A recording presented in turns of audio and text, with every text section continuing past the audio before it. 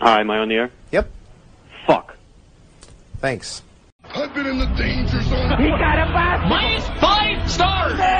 Mango. Huh? Yeah, my five. We're coming for you, Jeff Harvey. How much is a Skyway? Play. We'll play 21. Fuck him.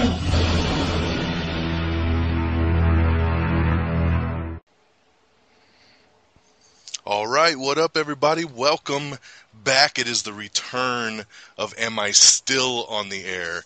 This is a nice little separate kind of podcast that's a spin-off of Am I on the Air, which I do every Sunday night on Red Dragons Radio. So welcome, everyone. I am DONMEGA.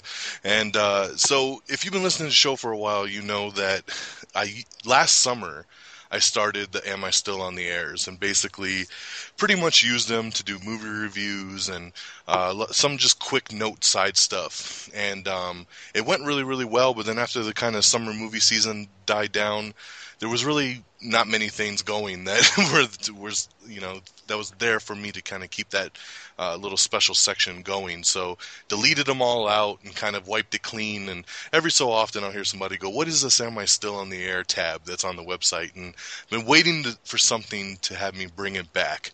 And so something happened, and it was X-Men Days of Future Past just the other day. And I decided, after watching the movie and doing a review on the latest episode of Am I on the Air, on the regular episode, I try to always stay spoiler-free. I usually always review a movie in its opening weekend. A lot of people haven't seen it yet, and I don't want to give anything too big away, so I always try to keep it spoiler-free. But a movie like X-Men Days of Future Past has so much going on in it, and there's so much to discuss that I was like, I need to do a spoiler review of this movie. I need to be able to just chat this film up and not hold back and just talk about everything, all the highs, the lows, whatever you want to call it, and just go for it. So I figured this is the greatest way to start to bring back Am I Still on the Air? And, we can use this as a forum for spoiler reviews and stuff like that, kind of going forward in the future. So I'm super stoked, and I'm also super stoked to have a couple guests with me.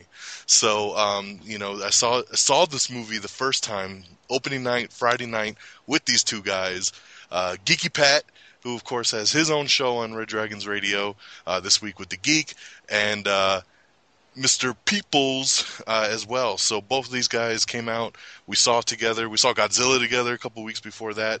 And so two big comic book fans who are going to look at this movie in a little bit different of a light than I, did. I'm kind of a light comic book fan. They're the diehards, so they're going to look at it from different angles. And, when we came out of it Friday night, I felt like we all pretty much liked it. And then I think as the days have gone on, I've seen it twice already. I think Peeps has seen it twice already, and so it's causing some extra thought going into it. So we're gonna lay it all out, and we're gonna run through it, and I think it's gonna be a lot of fun. So first, I want to say what up to Geeky Pat. What up? Hey Don. Hey Geek Nation. Geek Nation in the house. So welcome, Pat, and Mr. Peeps himself. He keeps changing his name on Twitter, so I don't even know what he wants to call himself on social media anymore. But what up to the Peeps? I think that's going to be my thing, is just to change it. I don't know if that's trendy or hip, but hey, what's up, Planet Earth? Well, the problem with that is that, if you want to get a following, it's going to be pretty hard to do when you keep changing your name and people can't follow along. Yeah, I guess that's true. I mean, they'll continue to follow you on Twitter, but it's going to be hard to tag you in a message or know who we're talking to if your name changes on an every other day basis. So, hey, my true fans will know how to find me. So. What is it? Right now, it's Geeks the Peep? Peeps the Geek. Peeps the Geek. See, I can't keep up, man. But I remember Majin Peeps, so that one was easier to understand. Yes, yeah. Well, who knows what'll be tomorrow? We'll see. But he's also fresh to Twitter, so we're trying to break him into it. Let him understand that this is a very social media world, and if we're going to do stuff like this, you've got to be able to reach out across all the social media platforms. So, yeah, this Twitter thing's brand new, so it's great that they invented it. What was it, this year? Yeah, exactly. It's only been around for like 6 years, but We'll roll with it. You'll get it sooner or later. First thing I'm going to need you to do, though, is change your damn profile pic, because I don't like to see the egg picture, because that just shows you're not putting any effort in. Fine.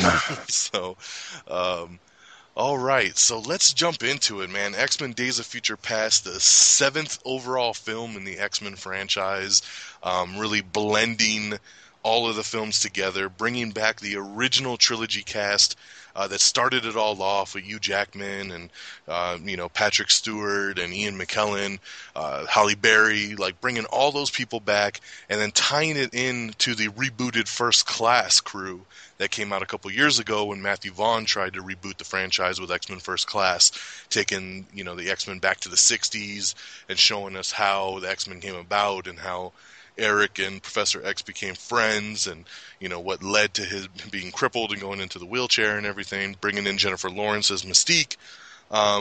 We've seen a lot of films in this series. X-Men 1 and 2 directed by Bryan Singer.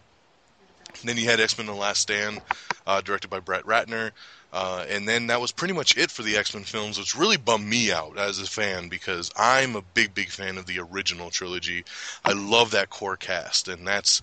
I always wanted an X-Men 4. I always felt like there was a lot more stories to be told. And it just kind of, X-Men Last Stand came out in 2006. So it's been a long time since we've had that cast. And then we got X-Men Origins Wolverine. And then we got First Class, which, at the time felt like, okay, they're going to reboot it and they're going to try to start the franchise over again. And everybody loves First Class for the most part. That's one of the movies that I feel like a lot of people said, it was First Class that really got me back into the X-Men game. Because a lot of people didn't really care for The Last Stand. I'm going to go out on a limb. I'm going to say I really like The Last Stand. So shoot me. I don't give a shit. Like, Last Stand has a lot of good action in it. And I want to set the record straight on something with Last Stand. Everybody blames Brett Ratner. And let me explain something with The Last Stand. It is not Brett Ratner's fault.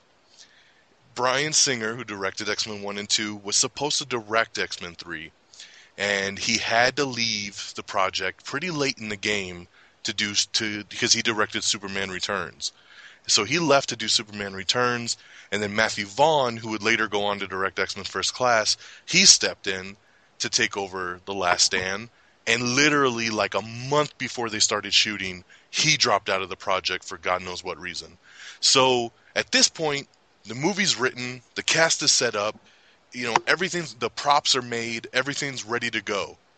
Fox is just like, we need someone to come in and direct this thing. And Brett Ratner signed on the dotted line. He was a director for hire. He came in, he shot the film, he did what he could. He didn't have the power that most directors have because it was so late in the game when he stepped into that director's chair. So one thing that always pisses me off with The Last Stand is how everybody's so quick to be like, fuck Brett Ratner. Brett Ratner killed the franchise. And that's not really the case because the poor dude just stepped in to complete a job, so he basically took a paycheck and completed a job. And I thought what he did with it directing wise, it looked good. I mean, the action sets were good, and there was a lot going on in that film that I thought he handled pretty damn well. It's just for a lot of people, it's just so jumbled up, and there's it's killing off everybody, and there was a lot going on in it, But I found it to be a cool movie because I'm such a big fan of the franchise. Like I said, it didn't bother me as much as some other people. Like for me, like as you said, the direction was great and the cinematography was great, but maybe we should be slapping the writers or whoever else had changed the movie because I don't know. Didn't Cyclops, the actor that played the Cyclops, didn't he also leave the film to be in the Superman movie? Yes. So who knows? Like maybe he had a bigger role. Obviously, I'm sure he would have a bigger role, and then they just changed it, last minute type of thing. So it was overall just bad writing. And then Juggernaut in his buff suit that just really really bothered. And he was English. Love the Juggernaut, bitch. I couldn't. I give him props No. for putting that line in at least. Come on. Oh One of yeah. the greatest internet memes of all time, and they put it in the movie. I'll give him mad props. For Yeah, that. you had to. I mean, it was already, But he's not even a mutant, and they did. Just let me stop nitpicking because I'm gonna save all that for later. Yeah, we can't nitpick on The Last Stand. Let's just. Oh yeah. You know, but Yeah, I liked The Last Stand, and even though they killed off some key characters, that kind of bothered me. I think my problem with it wasn't necessarily Brett Ratner or the storyline itself, because it was generally a good storyline. I think the movie tried to be so many things at once that it never accomplished what it should have been. And ultimately, I walked out of the movie a little pissed off because some people were dead, but I enjoyed the movie. So I'm not one of those guys who are going to say that I didn't like it. It was probably my least favorite X-Men movie, but it doesn't mean it's a bad movie. no, you know, and like I said, it really gets a bad rep, and it just kind of sucks because I mean, for me, I think it has one of the most memorable scenes of all the X-Men films. Like for me personally, when Wolverine has to kill Jean Grey at the end, you know, and she's like all full on Phoenix, and she's fucking disintegrating everybody, and she's going crazy, and he's trying to get up the hill to her, and his skin is ripping apart, and you see bone and everything, and you know, and he gets to her, and she's just like, kill me, you know, with her eyes all rolled back, and he just shoots out the blades, and he's like, I'm sorry, I love you, and just right in her stomach, you know, and like that scene to me is a highlight of that whole franchise. And Yeah, I really it love was- that they flashed back to that in Days of Future Past, when he has young Professor X look into his mind, you know, to show like the pain that he's gone through. Yeah, I mean, it was definitely a dramatic scene, but, you know, me being that guy, I'm like, well, she just picked up an entire house and blew up Professor X, but she couldn't even push Wolverine away. But, you know, that's whatever. You know, that's fine. But, no, you're right, though. Like, the cinematography and the effects were, like, fantastic as it peeled his skin back and you saw it heal. You know, that was awesome. That really was. It's also iconic. It's an iconic comic book moment. When he had to do it in the comic book, I didn't think I was younger. I didn't think he was going to kill her. I just didn't think he could do it. And then he did. So it brought that nostalgia. It was a very iconic scene in the comic book, and it was a very iconic scene in the cartoon, and it was a very iconic scene in the movie. And it almost has to be in there. And I think it defines Wolverine as a character, because I don't think Scott would have been able to do it, and I don't think Xavier would have been able to do it. So I can't think of a hero that's in the X-Men that would have been able to stop her to do what was necessary. And he didn't do it out of, I got to save the world. He could care less. He did it because he loved her and wanted to free her from the Phoenix. Yeah. Wow, that was deep.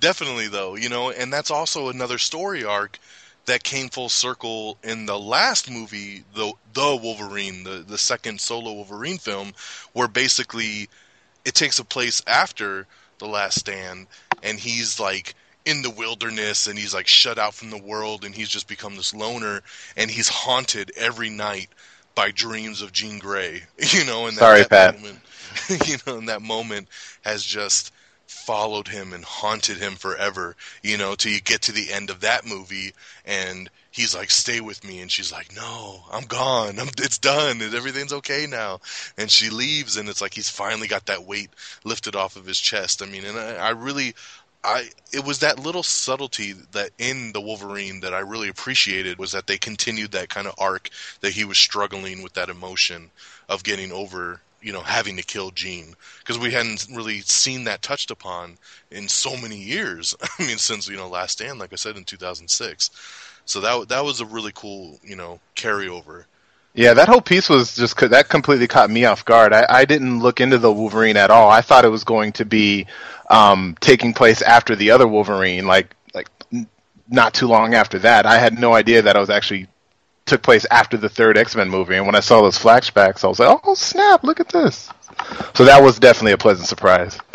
Yeah, definitely. I mean, even when that one chick, the little Asian chick, picks him up in the beginning of the film, and she gets him in the car, and she's trying to explain, that the master wants to see him and everything. And he looks in the back seat, and he sees the files laying on the back seat, and it has like pictures of Scott and Storm and and everybody like on the file, so you could tell that they've been checking up on him and trying to see what he's all about. So so yeah, I mean, so like I said, so we got X-Men 1, 2, 3, X-Men Origins Wolverine. We get the First Class reboot, which at the time, like I said, was kind of unique because everybody was so assumptive that, this is a complete reboot. They're going to tell the story all over again. And the hardcore comic book fans, and I don't know if we've ever talked about First Class between us three, but curious, to your perspective, especially you, Sean, that knowing, because I know for me, the friends of mine that were hardcore comic book fans didn't appreciate First Class as much as the non-comic book fans did, because it wasn't really the First Class, and that they switched up so many characters, and they kind of fucked up the story, and the whole nonsense of Mystique grew up with Charles and like all this stuff that they kind of laid the groundwork on. How did you feel, Sean, on First Class? And man, in all honesty, I absolutely loved First Class. I was talking with another comic book friend of mine earlier this evening, Fred, and we both agreed that like First Class, to me, First Class had redeemed any mistakes that the previous X-Men films had caused. Yeah, the whole Mystique and Charles growing up together was a little out there, but for the film, it made sense. Like, for her to actually leave Charles and go with Magneto hurt a lot more than really any of the other students leaving and going with Magneto. It just, I mean, what character are you really going to have grow up with Xavier in that universe? I mean, when I think of it, I think of good Xavier, bad Magneto, in the middle, Mystique. And I thought that was a perfect choice to do that. And the way they ended it, nobody died except for poor Darwin, but other than that, like all the characters, evolve. He just couldn't evolve. He just, I don't understand why he couldn't, but he just couldn't for some reason. But so got to take the black out at the beginning. I didn't want to say that, but come on. There was two of them in the movie. There's two in the movie. One had to go. So yeah, we got rid of the other in the Days of Future Past. So it don't matter. That's right. Yeah, killed him over and over again. They got rid of everybody. So yeah, we're back to, they got rid of all the black people. So whatever. Hey, Bishop Storm dies, and yeah. So let's get them all out of here. Whatever. But no, all in all, though, like First Class, I loved it. I loved every piece of it, even though there were some bits of it in terms of like age that was kind of bothering me, like with Alex being as old as he was. Yeah, I mean he is the younger brother of Cyclops, so technically Cyclops was should be mid-20s, early 20s, but in the Wolverine movie, he was just a little kid, and that Wolverine movie took place like years after this whole event. So whatever. That's why I was looking forward so much to this sequel, kind of correcting all of those inconsistencies that they've been having over the years, and it didn't. But no, we're talking about First Class. So. Well, one of the things I heard Matthew Vaughn say about Havoc was that they just kind of flipped it, like they were going to have Havoc be the older brother in this timeline, Okay. But then, when we start talking about Days of Future Past, that's a problem that I have, is Havoc. So we'll get back. That's one of mine as well. Everybody gets to go home. Yeah. I'm glad he got to go home and didn't want to help anybody out. But we'll get back to that. Pat, what was your thoughts on First Class? Like, how did you feel that they handled that one? Well, first off, I thought the movie was a reboot like everybody else, and so when I found out it wasn't, when I saw the last movie and it was all tied in, I realized at some point that the pivotal character is Mystique. She's in every movie, maybe not the Wolverines, but she's like the pivotal character. I mean, she's involved in everything within it, starting from Xavier. And then in this movie that we're going to talk about here in a few minutes, she's like the character that starts it all. So I like how they tied in Xavier with her. It also made me see where, because Xavier's kind of a prick in the beginning of the movie, kind of is. Just a little bit. Yeah, and he's, and so she kind of humanized him and grounded him in his. And then later on, he has to ground her. So it was a very unique paradigm, I think. As far as the movie goes, I don't mind if they put Havoc in that way, because really we couldn't have another Cyclops. We just really couldn't. It wouldn't have made sense. It was the 60s. They had to put a character in there. So at least they had a Summers in the First Class. So I'm glad they put Alex in there for that reason. I had more problems with Shaw. I had more problems with the whole Navy turning on them at the end to blow them up, even though they had a teleporter there. I don't know. There were some problems in there, but ultimately, the movie was solid. I was rooting for the good guys. I was rooting for Magneto for a while there, and at the end, he was like, nah, I'm just going to, I'm going to become the very guy I despised. But it was a unique perspective of the X-Men in a way that I don't think... I was telling Sean, you couldn't just take First Class the comic book and make it into a movie. It just wouldn't work. And no one wants to see Snowman Iceman. They just don't. So, I mean... Snowman Iceman. Well, that's because you're strange. But everybody else wants to see Iceman. So I don't know. I honestly think that the First Class was good for the series. It gave a different look to everything, and it made you have a different... When you watch the next movie, and I'll get into it and I'll tie it into this, but it gives you a different perspective of the trilogy there of Magneto and Mystique and even Beast and Xavier. My problem was all the other characters became trivial because they killed them off later. And that scene with the coin in First Class. Awesome scene. I had my mouth open the whole time, like, oh, yeah. Yeah, excellent scene, man. And then I like that they kind of loosely touched upon that in Days of Future Past when, Magneto tells him, if you think I'm lying, look into my head. And Charles is like, I will never look into that head of yours again. And that's because of that moment right there when he felt that pain of pushing that quarter through his head. So insane. But yeah, so... Yeah, I mean, First Class is a really, really good movie. I was just curious mainly what you guys thought, and I'm glad that you guys looked at it from a different perspective, because, like I said, I had a lot of hardcore comic book fan friends that saw it, and it was hard for them to admit it was a good movie because they were so pissed that it wasn't the actual First Class, and it wasn't just a straight-up reboot that they, and I understood, it wasn't that same lineup because they wanted to, it was a semi-reboot, but it was kept in that same universe, and that's one thing that I loved what they did with First Class was, of course, one of the greatest cameos of all time when they go to recruit Logan, and he says, go fuck yourself, Loved it. Loved it. One of the greatest cameos ever in the world, and I remember watching that in the theater the first time, and at this point, had no clue. I hadn't been spoiled that he was in it, and you saw the cigar. And I was like, oh my god, and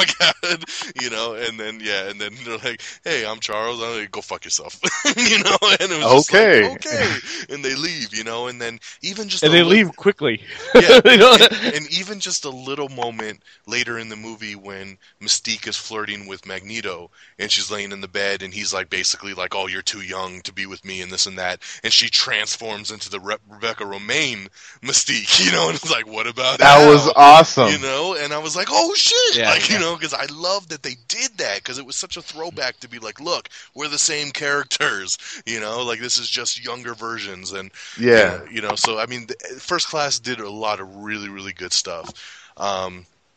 So then after First Class, we get another Wolverine film. This time they try to, right a little bit of the wrongs that Origins caused, and, they told that second story.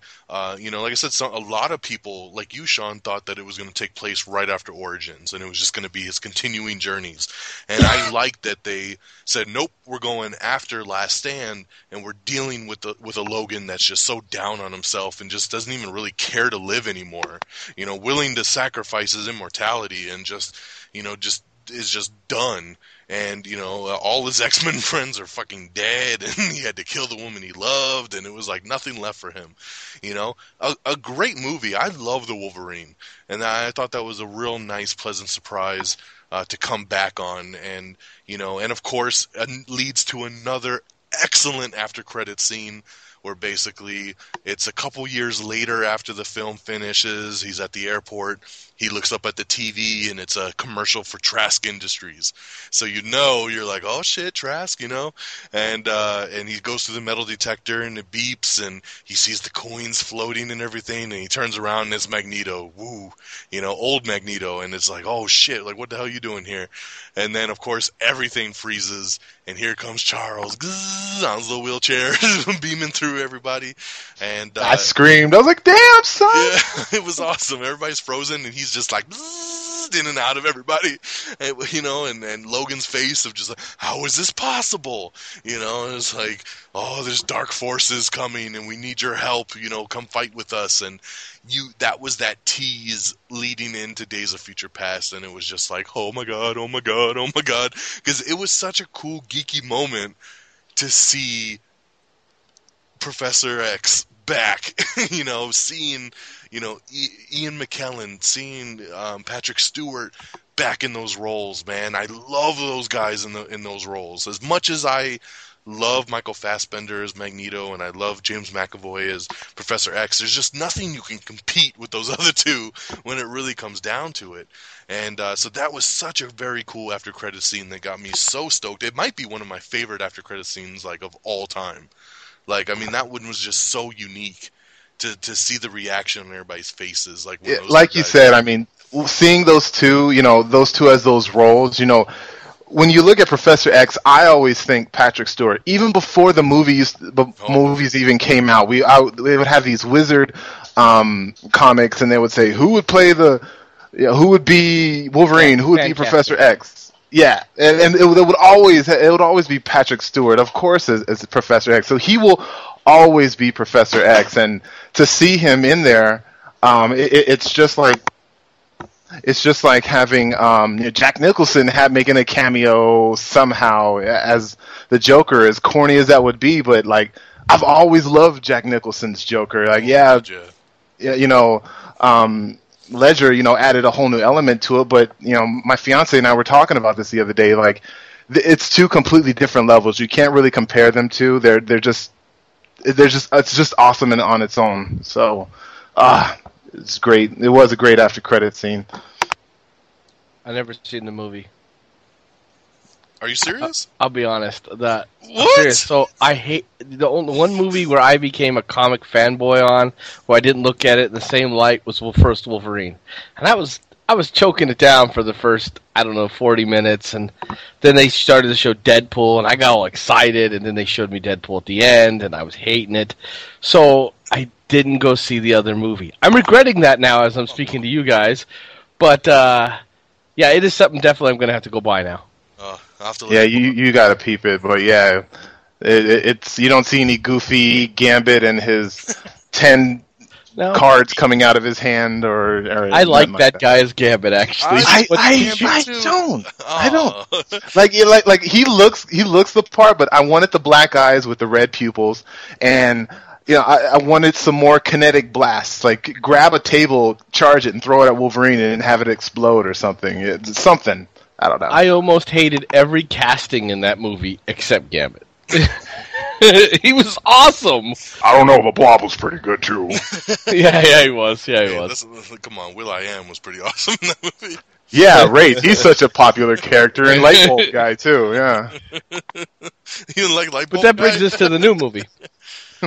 No, yeah, I mean, let's not get started on Origins, but, if you take Origins for what it is and you really don't tie any characters back to comic book Origins, it's really not that bad of a film. Like, it's a good little action movie. It's just, like, what pissed everybody off was the fact of all the liberties they took with all the characters, and really just a lot of, the continuity issues really stem from Origins as well, Yeah, big time. you introduce Gambit like way back in that point. And it's like everybody's been waiting for Gambit for all these X-Men films, and then it's like he's a throwaway character for 10 minutes in Origins. You know, Deadpool, of course, is the biggest blasphemy thing that they ever could have done. You know, if you see the way Ryan Reynolds plays Wade in the beginning of the film, it's perfect. They nailed it. You know, he's so he's so awesome. You know, and at the end they call this character Deadpool that's been absorbing all the powers of all the different mutants, and then call him Deadpool without the mask and with his mouth sewn shut. So, you know, and super long katanas in his arms that somehow work out. Yeah, adamantium, man. That was his blades right there. Yeah. Yeah, it makes total sense, right? So, you know, yes. I want to stop talking about this so bad right now. And, of course, Sabretooth. Let's not forget Sabretooth, who, you know, of course, Wolverine had many interactions with in the original X-Men film and had no clue it was basically his brother. Yeah. I mean, even you thought Sabretooth would have said something like, bro, there you are. I get Wolverine not remembering because he lost his memory, but come on. Sabretooth has no idea. Animatic bullets that can pierce the skull. And he wanted to kill him. He wanted to kill him the whole movie. What could your brother do to you to make you want to kill him the whole movie? Yeah, I mean, there was just so many gaps, and then throwing in like a young Cyclops, and you had Emma Frost in there, and then all of a sudden Emma Frost is a grown-ass woman in First Class in the 60s. And, oh, yeah. You know, Professor X is walking at the end of Origins, like, come on, everybody, get to the helicopter with this and he's Patrick CGI'd face, you know? Like, come on, everyone, I'm walking. You know, which follow me, children, into my helicopter. Yeah, come on, into my little ass helicopter, and there's like 30 kids running out of the fucking jail. But come on, everyone, pack into the helicopter. And you know, even talking about Patrick's the continuity issues. I mean, it's like let's just go back to The Last Stand, and they show that flashback scene of a friendly Magneto and Professor X recruiting a young Jean Grey, and once again. Right. He's walking, and he's bald already. Yeah. And they're friends still, getting Jean Grey, but somehow... That's what I wanted this movie to do, Don. I wanted this movie to say, all right, guys, we know that things have been crazy over the past couple years, so, you know what, we're going to go ahead and press this reset button with this whole time travel thing, and we're going to kind of like how they did with Star Trek. And this is everything that you've seen is null and void at that point, and they didn't. They did, though. That's an argument for another day, by the way. They did. Well, I mean, that's an argument for tonight. That's what we'll get into. So I'll talk about Star Trek, but anyway. No, not Star Trek. But yes, they. You know, I feel they did reset that timeline. By the end of Days of Future Past, basically none of the other X-Men films have happened. Yo, do it all away. They're done. They're gone. It's over. So I don't know how you can't think they didn't set the reset button. But all right, so we're moving off of Origins. Pat, you need to see fucking Wolverine. I will let you borrow it. It is an awesome movie. Cool. So it's very, very good. And then of course, like I said, after credit scene leading us to Days of Future Past.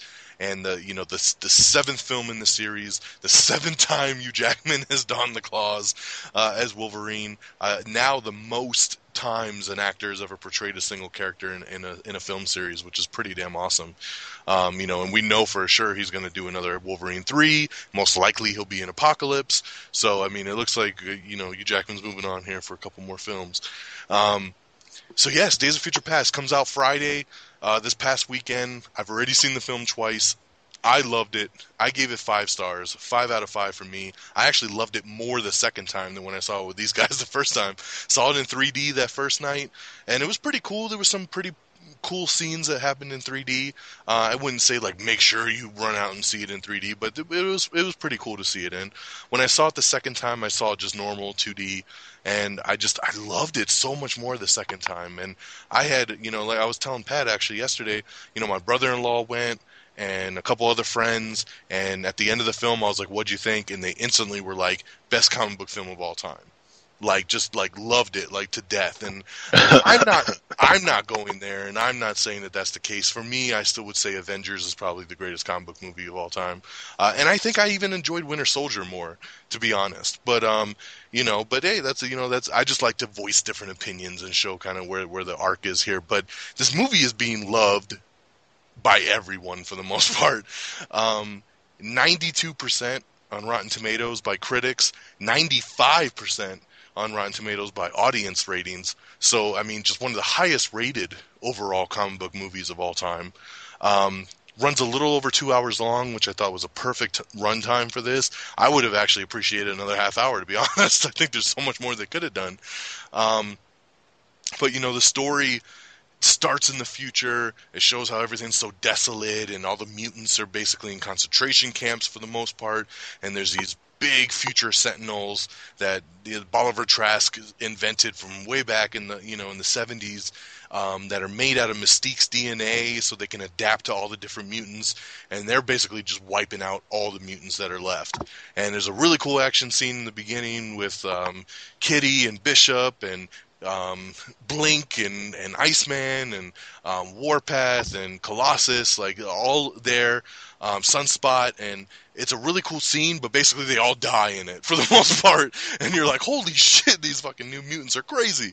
And then Kitty sends Bishop back in time a couple days, and they warn Professor X. Professor X shows up with Wolverine and with Storm and with Magneto, and they come up with the plan of, you know, let's go back in time, let's go back to 1973, let's, you know, basically this all started the day Mystique assassinated Bolivar Trask, and if we go back and we stop the assassination, these Sentinels will never have been made, Mystique would never have been held captive, so they could use her DNA on these Sentinels for the future ones, and the timelines will be changed, because if they don't, the mutants in the future are done for, you know. And I was thinking about it after the fact of like how shitty of a future it was for Bishop and all them, basically fighting for their lives every couple days and always dying and then having to go back in time and then fight for their lives and then die and go back in time.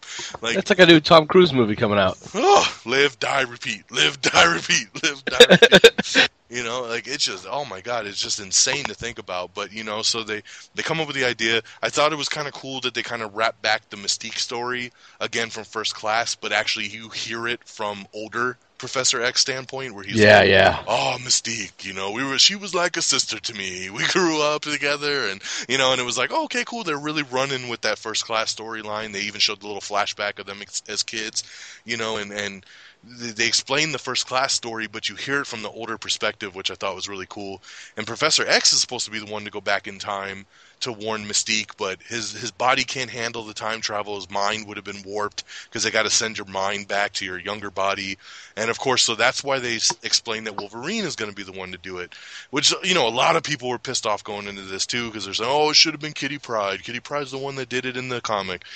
But they explain it very, very well in the movie that Wolverine's the only one that can handle it because he's the one that heals and he can bounce back from going back that far. Because Kitty's like, I send people back a couple days, couple weeks, maybe a month. And she's like, now you want me to go back decades? And, you know, so they send Wolverine back to his body, his younger body, so he's got the bone claws, which that was a nitpick thing for me, was I wanted to know how the fuck he got the metal claws back in the future, because spoiler alert for you, Pat, but he loses his adamantium claws that's been spoiled a long time ago. In the Wolverine film. You know, so I was kind of hoping to get an explanation of how the fuck he had the metal claws back again in the future. But, you know, I'll let it slide because I didn't feel that there was probably a moment while they're, you know, fighting for their lives that they're going to stop and tell a story about how he got his adamantium back. But, you know, so he's back to his bone claws. He's got to go find young Professor X. He's got to, you know, try to convince him that, you know, this future is going to happen and they got to stop it. And of course, Professor X at this point is just so beat up and he's sad and he's basically a drug addict at this point. He's been taking this serum that allows him to walk again, but then it takes away his powers. And he's living back at the mansion with Beast, young Beast, and you know, he's just so down on his luck. All the school basically got shut down. All the students that were at the school got drafted to the military for the Vietnam War, and he lost Mystique, he lost his best friend, he lost his legs. So it's like Professor X is like on the lowest level he could possibly be at. And he doesn't really want anything to do with Wolverine or the war or his fight. And I thought one of the greatest highlights of the film was actually young Professor X telling Logan, you know, I think I do remember you. And we tried to recruit you, and I'm going to say to you what you said to me back then. Fuck off. Fuck off. And I was like, yes, that is awesome. Great throwback. You know, I thought that was great. And, So finally he agrees to help, and they gotta break Magneto out of jail. So they go and get Quicksilver, which Quicksilver was a highlight of the film for me. He was somebody I was worried about. I can't lie. When the first pictures came out of him, I thought he looked fucking stupid. Ramona Flowers, Quicksilver. Yeah, I thought the same thing. I was like, why is he fucking wearing goggles? This is so fucking stupid. With his Pink Floyd shirt and his silver jacket and his long silver hair. I just didn't get it. I mean, and you're really seeing a picture totally out of context, so you don't get it. And pretty much that was the gist for everyone was this looks fucking dumb. And, and then, of course, we found out Quicksilver is going to be in Avengers 2, and everybody's like, he's going to be way better in Avengers 2. Fuck the X-Men Quicksilver, this is going to be way better. And then, after seeing X-Men, everybody's like, I don't know how Avengers 2 is going to be. Yeah, they set the Quicksilver bar kind of high on this one. They set it high, they shut everyone's mouth up because it made sense. You understood why he had goggles on. You understood, why he was like that. And the whole breakout prison scene of Magneto is excellent, from him shaking the glass so fast to like bust it open, grabbing Magneto by the back of the neck, like protecting him. What's this for? This is to protect you from whiplash, and just like right into the elevator, and then of course the kitchen scene, one of the greatest scenes I think I've ever seen in my life, is him running around in super speed and messing with all those guys and moving the bullets around and all that stuff. I mean, it was just sick. It's my favorite scene, I think, in the whole movie. I liked a lot of scenes in the movie, but it's probably my favorite. It's also the most thought out, like, physically, like, the moves he made and all the things he did with the guards and how it was very intelligent done. Even though it was kind of goofy how it all, like, came to, like, he gave that guy a wedgie. But if you were really moving that fast and you had that much energy going into it, it would really be that way. So, not only was it visually, especially in 3D, it was visually awesome. And you saw it without 3D, so you can explain to us if the scene was just as good. But it was also well thought out, I thought, when they put it together. It made me feel this guy's a pivotal character. He could do a lot for the X-Men if he were to stay on board. Yeah, so we should totally leave him. Leave him behind. Yeah. Yes. Someone had to take the car back. Exactly. You got to return the rental car. We're off to Paris. So that's true. Later, boy. And if the millionaire had to pay a late fee or someone to tow that thing away, send the speedster back. Yeah, I mean, okay, if we're going to get nitpicky right now, let's just go for it on this aspect, because I'll agree with you, Sean. Like, that's, there's not many things I'm going to pick apart on this film, but for me, leaving Quicksilver behind, especially after what you just saw him do at the Pentagon, I would have been like, this fucker's coming with us everywhere we go. Yeah, if anybody can stop an assassination, I think it might be this guy. Yeah, it's like if you want to. It was disappointing. Yeah, sorry, go ahead. If you want to stop Mystique from assassinating someone, send him in. Like, she won't even know the gun isn't in her hand anymore. Like, it's just, that was mind-boggling. It was like they really just needed him for that jail scene, and I think I told you guys this, but in the original draft of the scene that Bryan Singer wrote, or not that Bryan Singer wrote, it was actually the guy that wrote the film, Simon Kinberg. Simon Kinberg's original draft had a young Juggernaut in that role. It was a young Juggernaut that busted into the, to Pentagon and broke out Magneto. And then it was actually Bryan Singer that looked at the script and said, you know what? I want to use Quicksilver. I think the scene, like, he had that whole kitchen scene thought out in his head, and he just said, I think we can do so much more with Quicksilver, and he actually flipped it. So that wasn't the original concept, and maybe that's why he doesn't do anything more in the film, because they didn't really want to bring Juggernaut along for the rest of the movie, so they didn't really have anything written for it, and it was just easy enough to flip that out. So maybe, going out on a limb here, don't know for sure, but it was silly, though, because, I mean, if you flash back a little bit to kind of the beginning part when they're talking about breaking Magneto out of prison, Charles is saying, what are we supposed to do? It's just me and Hank, and it's like, yeah, you're right. It's just him, Hank, and Logan. So it's like, you need all the fucking help you can get. Why is Quicksilver not coming along with you? I don't know. Go ahead, Pat. And you build up this whole thing, like you see him just running through the hallways and running through and he's confident because he's broken things before and he's comfortable in his powers. This is a mutant who has experience in what he's doing. He doesn't need a whole lot of training, and I'm thinking, he's with them now in the movie, and this is going to be a great character they're gonna use later on in this movie. And then it's like, hey, can you take my car back because I don't want to pay the late fee? And you're like, what?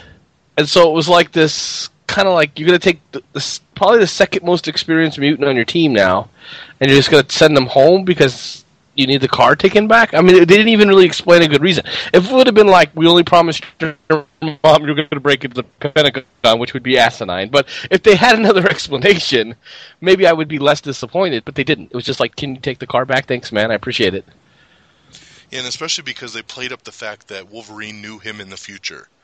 You know, so it's like, so I don't, like, you would think if he was already familiar with the dude and was able to reach out to him for help right now, why would he not be like, let's keep this dude around? Like, you know? And he wasn't I was on the also list. getting... Sorry. I was just saying, I was also getting frustrated that I'm like, Magneto and Quicksilver are here, but he's not like, Daddy, you're back, or anything like that. And I'm like, what is going on? But they did give the little nod of like, oh, my mom used to know a guy that could do stuff with metal or whatever. So I was like, okay, all right, I'll be okay. It was a great nod without coming flat out and saying it. They're going to tease that a little bit, and I think that we'll get more of that in Apocalypse, you know, and because they have confirmed that Quicksilver will have a much bigger role in Apocalypse, also due to the fact that, I mean, he is a standout of the film for a lot of people. So, you know, they've already admitted, yes, this dude will have a much bigger role in the next film, so that's really cool. And I do like the fact that they hinted at, you know, oh, my mom used to date a guy that did that. And, you know, and he's holding his sister at the end too, which is cool. Or I guess that's his sister, even though they're supposed to be twins. But he's holding somebody at the end. So here's the thing: that is not Scarlet Witch. That is just another sister. I read that there's actually a deleted scene that. In that scene where you see him sitting and watching the TV with the little girl in his lap, in the full scene on the movie that before they cut it, the mom peeks around the corner and she's watching the television also, and then she tells the little girl like, "Go get your sister," or something like that, and that's kind of like the message, like little teaser hint that, you know, there's another sister upstairs, you know, that we're not seeing. So she's there. They just felt he ended up cutting the scene down. And, you know, but I saw an interview just a couple days ago where he basically says that scene was extended, where they throw in the line, you know, why don't you run upstairs and get your sister, kind of thing. And yeah, I mean, something like that. It's so small. Let's just put another 32 seconds on the film. I'll be okay. I know. He wasn't on the list of mutants either at the end. Sorry. He wasn't on that list of mutants on the plane either, and he was like, Wolverine was like, you got to remember these mutants, and like, you know, he knew this guy in the future, and he was like, well, whatever. Oh yeah, because you know, that list bothers me. The list bothers me too, Pat. I know the list bugged you because he said Storm. All right, let me explain the scene. So after he finally gets Professor X kind of back to his normal kind of ways, the young Professor X gets him off the juice and gets him kind of ready back to getting his powers back. They're on the plane and they're flying to get Mystique, and he tells, you know, Professor X, like, please, I need you to put the X-Men together. I need you to remember these names: Storm, Scott, Jean. Put the X-Men back together. And, you know, and Professor X says, I'll do my best, you know. And it didn't I don't know, it bugged me a little bit, but I know it bugged you more, Sean, because of the fact that he used Storm's code name. And it was really because of Pat, because he made it sound like, you know, Storm, the stripper. So the first thing I said, he's gonna be looking at phone books. Storm, I don't know. Whereas, I know Storm over at Raiders Reef. It was my fault, because when he said that, he's like, I want to look for, you know, he says Jean Grey, Scott, he's like, Storm, and I was like, Professor Xavier's going to spend the next 30 years looking for strippers named Storm, because no one names their daughter Storm. I don't know. My overall opinion of the movie is, it's a good movie, and what it does well, it does really well. And I think that if you took, and I'm going to get this out of the way so I can step back and Sean can talk about all his grievances. But the movie itself, if you look at it as a whole, just as a movie, take comic books out of it and just take it the whole X-Men universe, it's really good. I look at the fact that its pacing is perfect. The last couple 2-hour movies I've watched that I thought I maybe had higher expectations, Spider-Man being one of them, I was bored at certain times. Like, I was just bored. The pacing in this was good. There was points when I thought, this really needs to happen here. There was always a promise of something happening, and then we were rewarded with that promise. It actually happened. And one of the scenes that really stood out to me, and I was telling Dawn this, was there was a point where they were all going out to stop Mystique from shooting Trask, right? And Dawn can set that up later. But and I really thought, oh, this is going to be so boring. I mean, how hard is it going to be for them to stop Trask? It's just going to be this easy thing. I really need something more, because Magneto's just going to yank the gun out of her hand. It's going to be something simple, right? And it wasn't. Like, all of a sudden, the whole scene turns around, and they're trying to kill Magneto literally thinks, I need to kill Mystique, not because I don't like her or because she's the villain, but this will save my kind. And it changed. Like, all of a sudden, the whole scene was something different. And because of that, I knew every time I was going to get bored, that promise of something better was going to happen. And it was. It was delivered every time. I was never bored in the movie. I like the character development with Wolverine, even the connection that Wolverine has with Xavier in the past, which lines up with the Wolverine in the future. I like those character developments and how they played off each other very well. Even though Xavier played well, knowing that he never knew this Wolverine except that he told him to F off in the bar. And then you could see where every time Magneto was patient with Wolverine in the movie, Wolverine was remembering that. I think they even referenced it, where he was being patient with Charles Xavier. So there was that mentor, you saved my life kind of thing, you know? Yeah, I mean, older Professor X tells him in the future at the beginning of the film, like, I was a much different man back then, and you're gonna need to have patience with me, you know? And he does that, patience isn't my strongest suit line, but you're right. I mean, the Wolverine we saw in this film is totally different than the other 6 times we've seen Wolverine, because he had to play the voice of logic in this movie. He had to be the guy that tied everything together. If he didn't keep his cool, everything else would have gone to shit. So he had to stay focused, and he had to keep everyone on track and on task and be the motivational tool there. I mean, he really didn't. Yeah. He had a couple quick action scenes, but for the most part, he didn't have much to do with it. And the thing I really loved about it, for as much as there was a lot of beef, like I said, with the fact that it was him that got sent back, and a lot of the comic book fans saying it should have been Kitty, and why is this movie got to revolve around Wolverine? And you know what? It really doesn't revolve around Wolverine very much, and in the end, Days of Future Past is a story of young Professor X and Mystique. It is their story. Yeah. It's their story. It's their coming of age, tale. And Wolverine, he pretty much gets flipped out at the end of the film after Magneto shoves all those bars into him, picks him up, and just flicks him into the ocean, and he's done. He's done. And you don't see him again until the very, very end of the film. So it's not like he comes in and saves the day. It has nothing to do with him. It's about Professor X and Mystique. That changes the future, not Wolverine. So I mean, I think you got to give the filmmakers a big round of applause for really kind of throwing everybody off their game and thinking, it's just going to be so obvious. It's another Wolverine film with an X-Men title. Yeah, and every Wolverine film has been. I mean, every X-Men movie has been, right? Right. And this one, can't blame people for thinking that, but I love that they kind of said, we're going to flip it on you. And he did it well.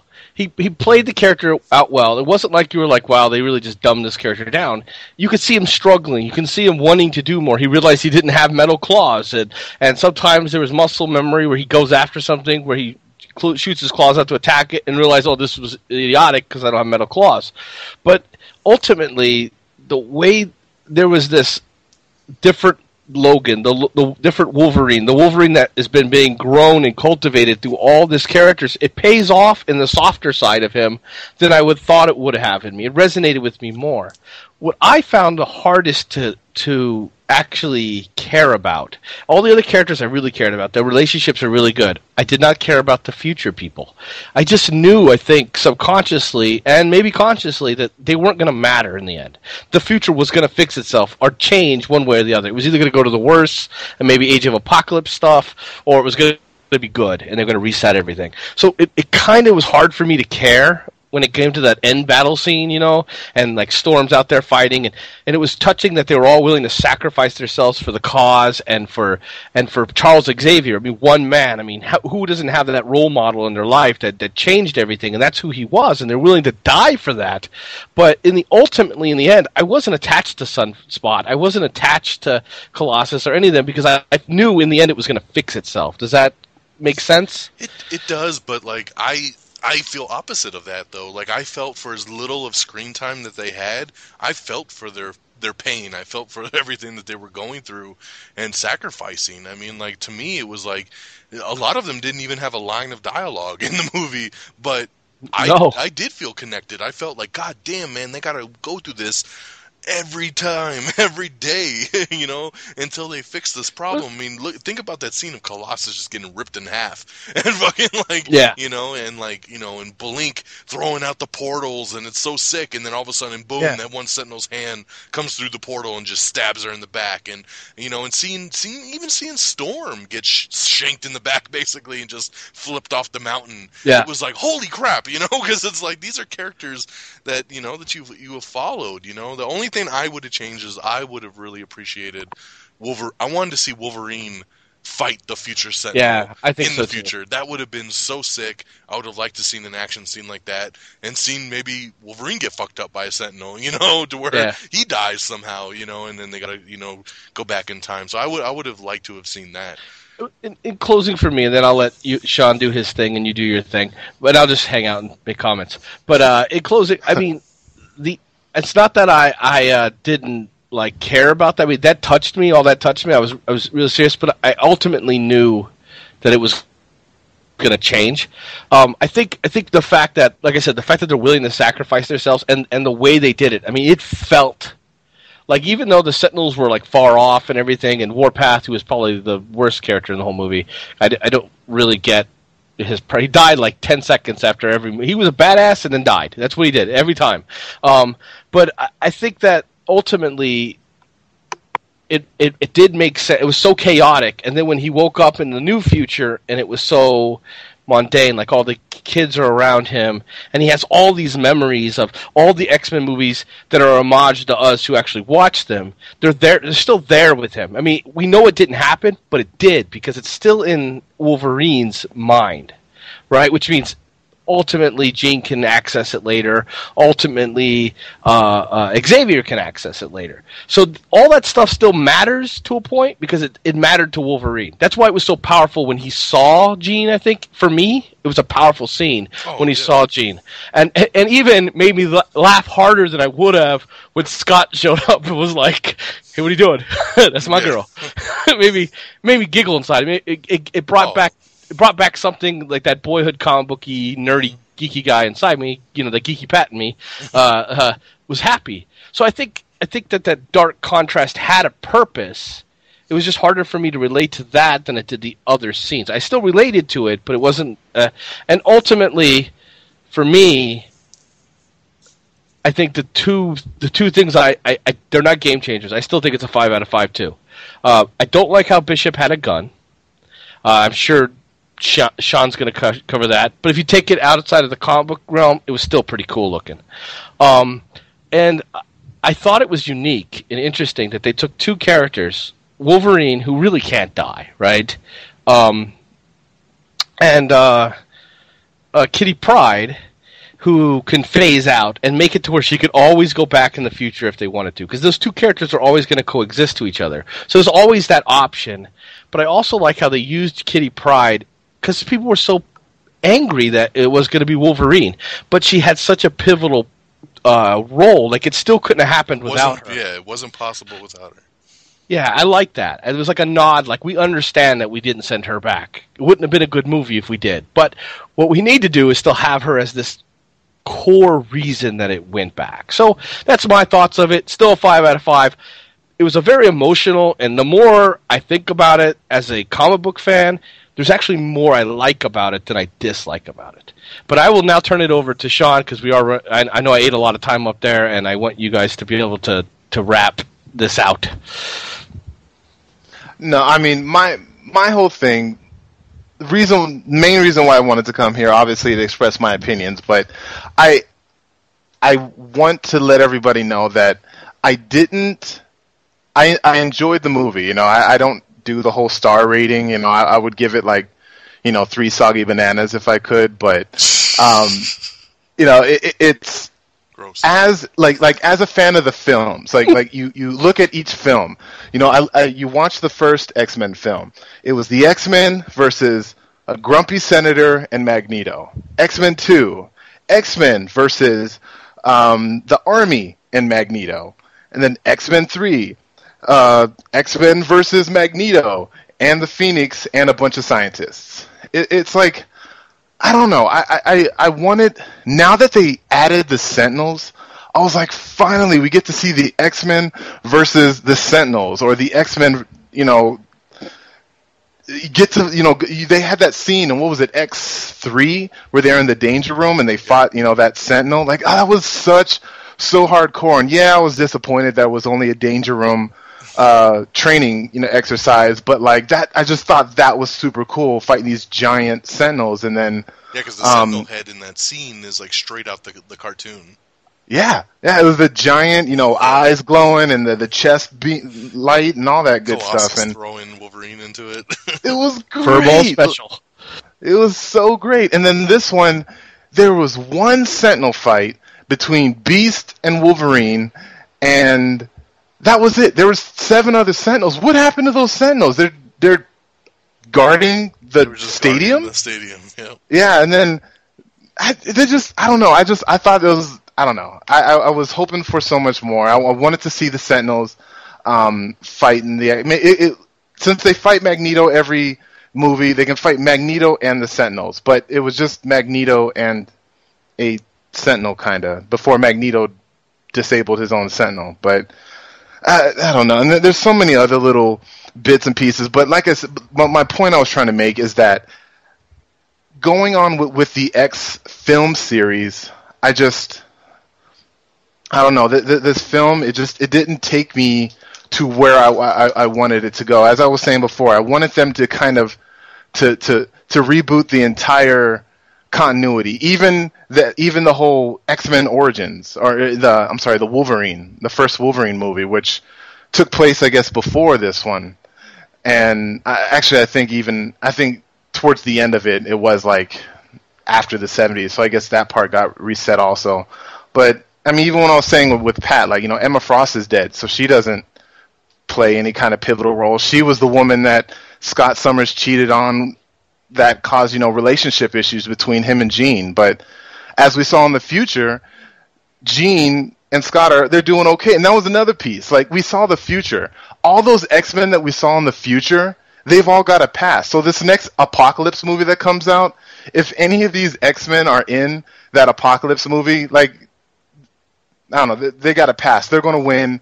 And the future, as we've seen, it's a happy future where all the X-Men are living together in harmony in the X-Mansion. The Apocalypse movie is going to happen. It's going to be a tragic event, but in the end, everything's going to be all hunky-dory. I would have loved to see it end with it ended with, Wolverine in the future, but everything has changed. There's no Sentinels, but holy snap, there's this other threat that has came up and that we have to worry about.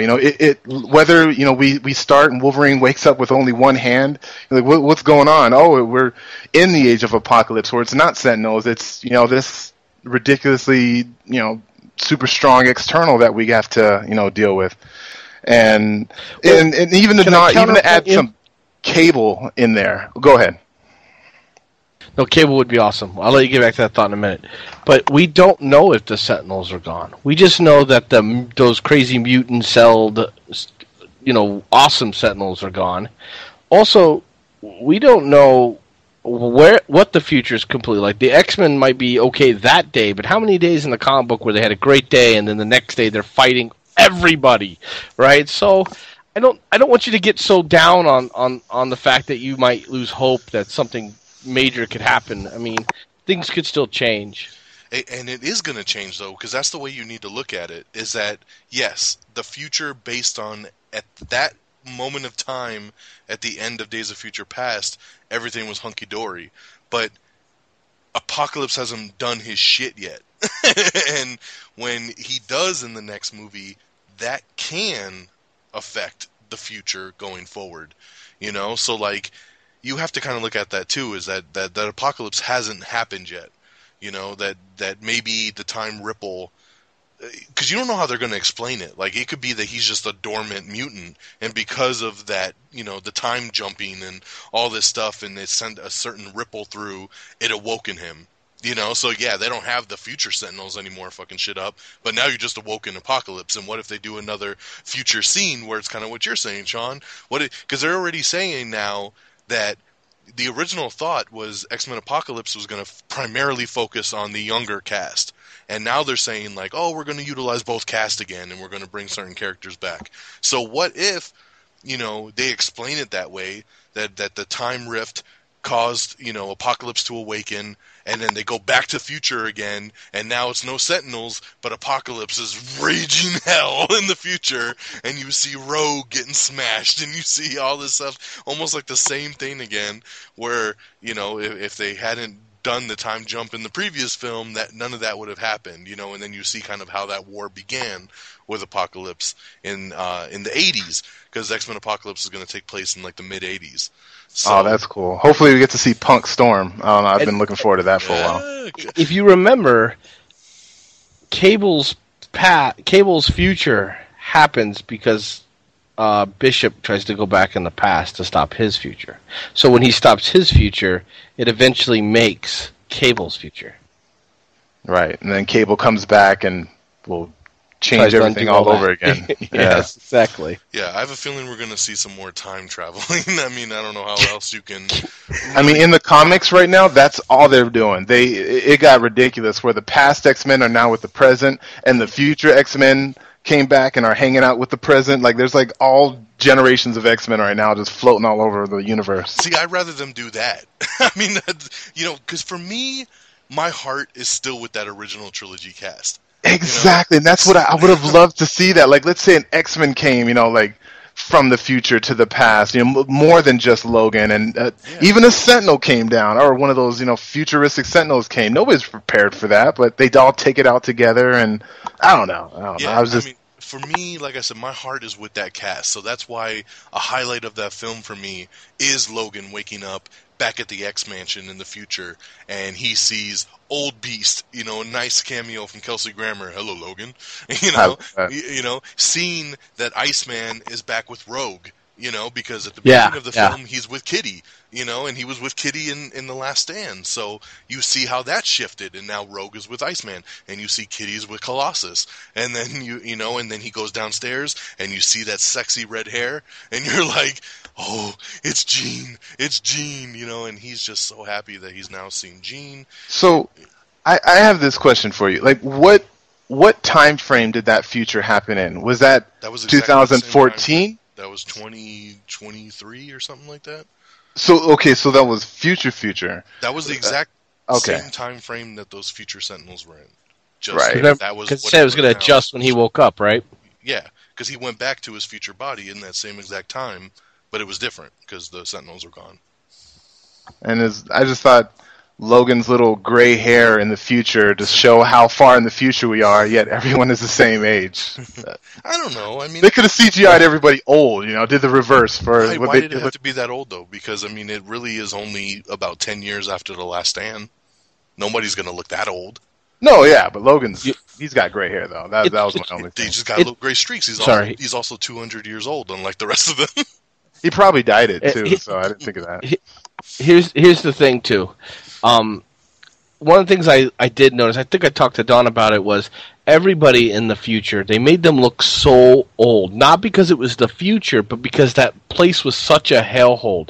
And one of the things I really endured to me was when you saw Xavier, he was so defeated. He was so down. He was so like a hollow of a man, and he was still fighting to the survival of his race with Magneto, but he just looked so horrible. And then when they came back to the future, that's a horrible reference for time travel. But I think we said that like 3 times this episode, so it's okay. Yeah, when they go back into the present, I guess, what's in the future, and it's the Xavier at the school. He's young, he's vibrant. There's still this hope, and I think that part of Wolverine, even everybody ages under stress. If you look at any president, we'll take Obama, take it because he hasn't been president even that long.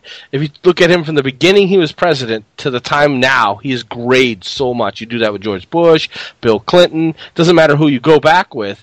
The pressures of that office and what they have to do graze them out. And I mean, really, that future, like Dawn says, it's hell.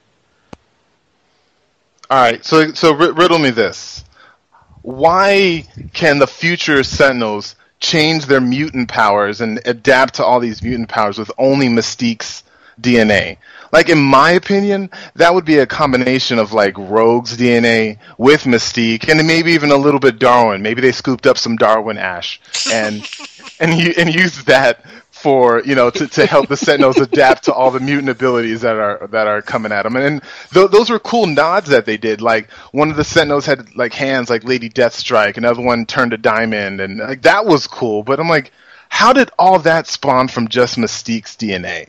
Because when Mystique like changed her appearance to one of the other mutants, it's like she had that power. I think it's just a chameleon type of thing. In X-Men 1, she became Wolverine, and they both fought with claws. Yeah, we're not going to talk about that. I'm just saying. So I mean, that explains. Animating would have ripped her to shreds. But you're right, and it did happen that way. But I think you're missing the fact that, which is one of the least favorite parts of my movies, they killed everybody off in the first class. They experimented on them, didn't they? They took all their DNA, so they had their DNA as well. We don't know who else's DNA they had, You're right. But I'm sure that what made it possible. Emma, so there's your Emma explanation. I made it possible. No, yeah, I'm just saying, I get that they took all their Darwin powers and everything. Yeah, I mean, I was at least appreciative that even though they killed off pretty much every mutant from First Class, that they at least gave us an explanation. Because going into the movie and seeing all the trailers and everything, I was like, that's weird. It doesn't seem like really any of the mutants from First Class other than Mystique and Professor X and Magneto are in the... And the Incredible Hulk Beast Boy that can shift now. So. Yeah, exactly, Incredible Hulk Beast. What about Havoc? Yeah, well, I mean, okay, so we'll that get was to a Havoc little soon. teeny cameo. So that's why I brought it up. I knew Havoc was in that little piece, but other than that, it was like I was curious because I was like, I know none of these other people are in the film, so how are they going to even address it, or are they just moving on?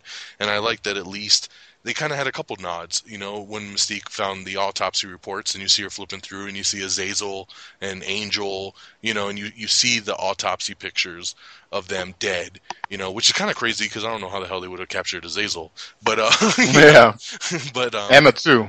Yeah, but at least tasers. At least I appreciated the fact that they addressed it, and then even Magneto on the airplane scene, he starts shouting out all their names: Azazel, Emma, Banshee, like, where were you for them? They're all our brothers and sisters are dead. So I like that they at least went back to that because I wanted an explanation of where the hell they all were, and I didn't expect that it would be that they all got, tested on and murdered, basically. Yeah, me neither. But then Havoc goes tissue, home. Bone marrow, more samples. Yeah. Well, that's what they needed from Mystique. But yeah, let's talk Havoc. Okay, because yeah, this is definitely a piece that bugged me. Havoc playing a pivotal role in First Class, being a part of the actual First Class of X-Men. I get it. He was drafted to the military, blah, blah, blah, blah, blah. Mystique, helps them break out, and she gets them on a plane, and he's like, "You're not coming with us?" And she's like, there's still a war out there. I need to go fight. And he's just like, okay, peace out. And he gets on the airplane and leaves. And I'm like, really? Like, would Havoc really do that? And like, why? And another reason, it's just like how we talked about Quicksilver not coming along for the ride. Why would Havoc not join up and help her, or maybe go back, if he's leaving Vietnam, why wouldn't he go back to the mansion to see Professor X? Yeah, that's what he had nowhere else to go. He locked himself in prison in the first movie. Yeah, I mean, it's just true. It's like, what the fuck? They said he was going home. Where the fuck did he go? I would have at least appreciated to see him pop back up later and be like, Professor, I tried to stop Mystique, but she's on a mission, and And maybe him and Toad moved in together, and he could have been in the kitchen working with Toad or something. I don't know, just something. I did like that they showed them trying to have a normal life, though. Yeah, because the kitchen would hire Toad. Well, right, the slimy guy with warts all over him. Kitchen, guys, I worked in kitchen. You'd be surprised. I But that guy making me a taco. You'd be surprised. I don't know. So Sean, let's talk Havoc. What was your logic the same on that? It was exactly that, and not only that, but when Xavier was in Cerebro and he wanted to connect with Mystique and find her, why would you not use that opportunity to say, X-Men, assemble? And then, everybody who maybe was a part of the school that we hadn't seen in the past 10 years would maybe come back to the school or come back to Charles, or he just didn't reach out to anybody. And like I said, with Havoc being a founding member of the school, I would think he would be one of the people that he would be able to reach out to. And yeah, like you said, I mean, he can't really blend in Vietnam, like Mystique did, but at least try to, look her up, or I don't know. She's not in the phone book. Maybe she is. I don't know. But it was just, that was again one of the other beefs that I have with that movie, and it's just so many little nitpicky things. That's why I can't say this is a 5-star movie, because there's pieces of it that are like, WTF. It was, again, don't get me wrong, I enjoyed it. I saw the movie twice because I enjoyed it. I liked it, but there were just again, I left First Class saying, wow, I cannot wait to see what they're going to do with this franchise. And then this movie happens, and they killed off half the cast, and this is like a reboot to the reboot. And I don't know, I just, now I have to get excited again. I can't wait to see what they're going to do with this franchise. And I feel like, I don't know, I just want more. Give me more. Give me more. Well, I could see that as if you look at it, like I try to look at all these movies except for Wolverine because I'm hypocritical on that one.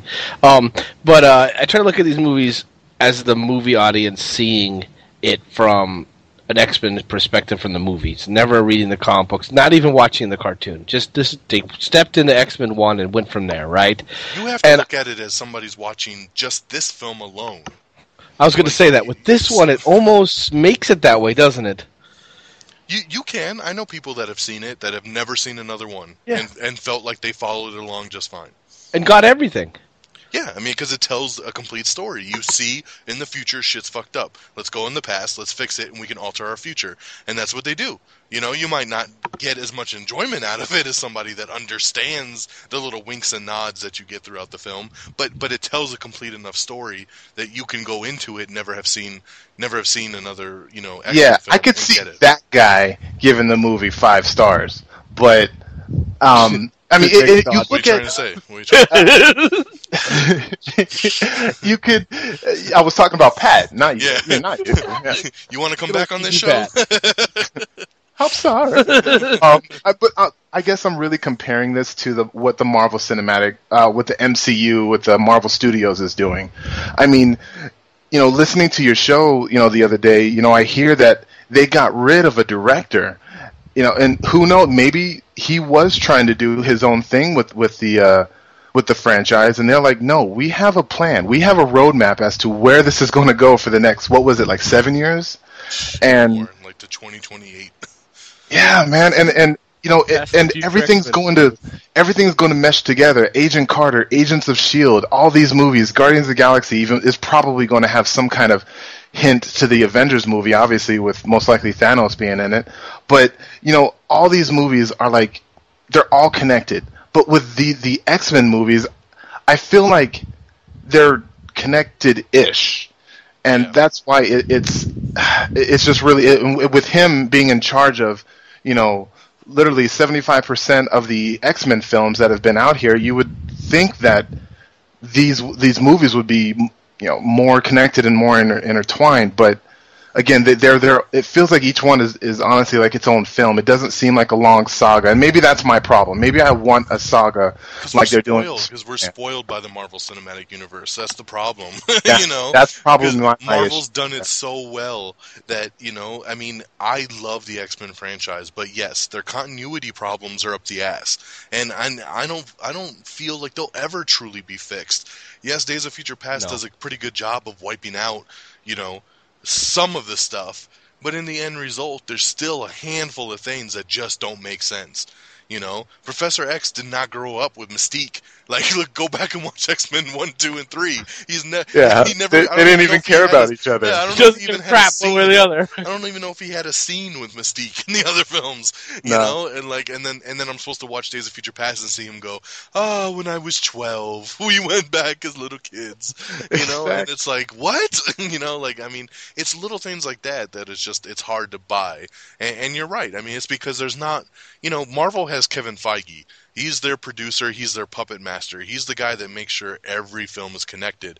And Marvel and Sony and all the studios that own independent, franchises of Marvel don't have somebody overseeing their universes. So it's like the closest we get really is only because of Bryan Singer, who did X-Men 1 and 2 and now Days of Future Past. So this movie felt more connected to the original two. Okay. But we've had too many hands in the pots because you have totally different people doing the Wolverine films, and you had a totally different director doing First Class, and you had a totally different director doing X-Men 3. So when they filmed X-Men 3, they really thought the franchise was a trilogy, and they were done. And that's the whole reason why they kill off half the cast, because they're like, we're just going to wrap this thing up. and they just go for it, not knowing that they were ever going to try to come back and reboot. So that's the biggest problem I have with the X-Men films is the continuity issues, because I always end up walking out saying, well, how did this happen? And it's never like and that. I think it's still a 5 out. Yeah, and it still would be a 5 out of 5 because sometimes you just got to let this go. I mean, it really, in the end result, was I entertained? Yes. Did I enjoy it? Yes. Did I feel like it gave me pretty much what I wanted? Yes. Like, if I have to nitpick, it's going to be very little things. Like, why didn't Quicksilver go along for the ride? Why didn't Havoc do more? I would have liked to have seen Wolverine fight in the future. I would have liked to have seen Wolverine fight a little bit more than he did, because how did they find Wolverine in the bay? yeah, exactly. Like, how did you just find his body randomly on the bottom of the ocean? And now I'm left with even more questions because, some people didn't even notice that it was actually Mystique that grabbed Wolverine at the end of the film. I've talked to several people that were like, oh, no, it was Stryker. They're leading to the adamantium thing. And I'm like, no, didn't you not see the eyes fucking glow yellow? Yeah, classic Michael Jackson Thriller. Yeah. Come on. But that makes me ask so many more questions. Like, what the hell does Mystique want with Logan? She didn't even really have any scenes with him in the movie. So why all of a sudden is she the one on the boat finding his body and going, I'll take him from here? That just didn't make any sense. Well, she did have a couple scenes with him a little bit. No, only scene she had with him was the assassination attempt, and he basically was shivering in the corner because it's true. Exactly. He never had any lines with her. He never had any direct connection with her. She never even really saw him pull out his blades. So, what the fuck does she want with him? I'm really just thrown off by that whole scene, because I would have more preferred it to be actually Stryker at the end of the movie, because then I'm like, oh shit, what's next? Mm-hmm. And they could just bypass that. So then when we get to the 80s version, he's got his metal claws, and we don't have to worry about it, because we're like, okay, Stryker already had him, he already did his thing, Which that actually, let's talk about that scene though, because that's another great scene that we kind of skipped over. Was really the assassination attempt. Pat kind of touched on it a little bit earlier, but how they kind of spun it on us, where they're thinking, oh, we just need to stop Mystique from, assassinating Trask, and it's actually Magneto who's like, I'm just going to kill her. Because basically, I love her, and she means the world to me, but you know what? Saving our kind is way more important, so I'm just going to kill her. Exactly. And then Wolverine goes to help, and he sees Stryker, and he starts having the flashbacks to Origins and to X-Men 2, and he sees old Stryker in his head, and he freaks out, and then you see the future Wolverine tripping out, and he shoots out the blades, and he ends up cutting Kitty Pryde on accident, and, and he's going nuts, and they talked about how if your brain gets rattled, you will lose kind of the connection, so to speak. So, he wakes up and he's like, where the fuck am I? Because he's young Wolverine again. You're on acid. It's okay. Yeah, exactly. I love that scene because he's looking at Charles and he's like, what am I? Who am I? What am I doing here? And you're Logan and I'm Charles and who? And then Beast pops up and he's like, what the hell is that? That was awesome. And he's like, you're on acid. Really bad acid. But that goes into what you guys were saying earlier, seasoned Wolverine versus, back in the day Wolverine, where seasoned Wolverine, is much calmer, demeanor, where this guy is like ready to cut everybody in the room up. So it's just like, that was well done. Yeah, and then he snaps back into it. They finally, Kitty's like, I got him. I reconnected it. He wakes back up. He's like, oh, okay, cool. What happened? I just saw a guy that's going to cause me a lot of pain someday. And like I love that. Those little touches, man, are just so great because I didn't know how I felt about them putting a young Stryker in it. Because we've already seen young Stryker basically in Origins. And then we have younger in this movie, so it's just like, but it's just really good stuff. Beast. If we go back to nitpicks, I didn't really care for the whole serum thing. That goes back to the fact that movie studios, for some reason, in comic movies, feel that we as an audience need to see the actor's face all the fucking time. That's all that it is. In every Sam Raimi Spider-Man, Tobey Maguire's mask got fucking chopped off, or he had to pull it off. Because we gotta see his face. What happened when we got Venom? He fucking slicked his mask back, and he was like, hey guys, it's me! And it was like, why? We don't need that, And it continues to happen all the time, where the hero's mask gets knocked off, or, something happens like that, and it's like, I don't understand why they feel the need to do that. Like, Beast, once he beasted out and became Beast, that was it. Like, they did that in RoboCop too, didn't they? They kind of showed his face a little bit more than they needed to. Yeah, I mean the only comic book movies that was okay on his face in the whole movie. The only comic book movie that didn't do that was Judge Dredd, and I respected the actor because I never seen his face in the comic book, never. Carl Urban, great actor, and yes, he never took the helmet off. Great respect for that. But any other movie other than that, the studios feel the need for some reason to remind you who the actor is. And that's exactly what they did here, where basically it was like, oh, I take a serum to control it. Now all of a sudden he's like Incredible Hulk, like, I get angry, and I'm going to bust out, And it's just like, come on. Like, that was the whole thing in First Class, was when he, like, was trying to cure himself, and then he fucked it up, and he actually made himself beast out. And it's like, that was it. He was done. He was Beast at that point. You don't just shrink that back. Like, Kelsey Grammer couldn't shut that shit off in X-Men 3. So that kind of bugged me that he was using the same serum that Professor X was using. I didn't understand how suppressing the X gene allowed him to walk.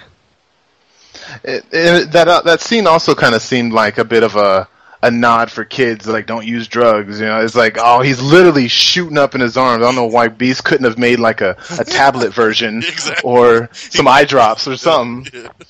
Yeah, but like to me, like it was yellow. It looked like heroin. I'm like, oh snap! This is kind of, okay. He's not going to do it. All right, we're good. So I thought it was heroin at first, and then he was like, "This is my formula." I was like, "Oh, good." Yeah. That'd be cool if the heroin was the cure the whole time. So. Yeah, but yeah, it was never really psychic. It was just the voices he heard from all the heroin in his head. And I didn't get, like, my mutant power. I don't know. Why does that prevent you from walking? Yeah, that was my whole thing. Again, though, none of this takes away from the movie. And that's really what's important to get across here. I mean, at least for me, none of this. There was something in the comic at some point that Professor X was able to take that basically did the same thing, that allowed him to walk, but it took his powers away. Correct. There was a moment there where he did something like that. So, I mean, so you got to give him a little bit of props for, like, putting that in there, and I'm just glad they explained it, because I think we all felt this way when we saw the first trailers, and we were like, how the fuck is he walking? Where's Beast Fur? Where's Beast Fur? Why is he walking? Why is Beast white, and why is Professor X walking? Yeah, a friend of mine had a theory that it was actually, he was just projecting this. It was all in our minds kind of thing. Like, this is what he wants us to see. And same thing with Beast. He doesn't want everyone to see Beast as Beast. So I was like, okay, that would be cool. But no, it's heroin. Yeah. I always knew it was going to be heroin.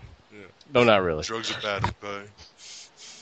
Pat always goes there. It's always heroin. Spider-Man becomes Spider-Man, heroin. Yeah, heroin. So I mean, like I said, if I'm nitpicking, I'm picking out very little tiny things, but really, I mean, that's making me have to nitpick. I mean, in the end result, it's a pretty damn badass movie. It's going to be hard to see what tops this. I'm super looking forward to Guardians of the Galaxy. I'm hoping that's going to deliver on a whole nother level, and but I thought this movie really, kind of wrapping this up is that, I thought it did what it needed to do. It really gave us kind of an X-Men version of the Avengers by bringing the first group back and then giving us the first class group, really resetting the timeline. The next movie goes into the 80s, and I think we're going to now get reintroduced to young Scott Summers, young Storm. We're going to get young Jean Grey. Like, I think they're going to reintroduce the X-Men we know and love just in their younger versions. If it was up to me, it'd be like we talked about earlier. I think I'd try to figure out a way to bring the original trilogy cast back into the 80s. They just can't handle Apocalypse in the 80s, so they reach out to, future selves and say, we need your help. You guys have already dealt with this motherfucker. Like, come back and help us. And they come back maybe as a team, and you get Cyclops back. And you get, I like how nobody asked Logan, how are you here? Like, how is this even possible? Like, oh no, you're just from the future. That's cool. Hey man, in a world of fucking mutants and powers, I don't think I'd really question too much either. That's true. That is true. That could be his ability. Exactly. What if that's your mutant ability? You can time travel. Like, I mean, it just is what it is.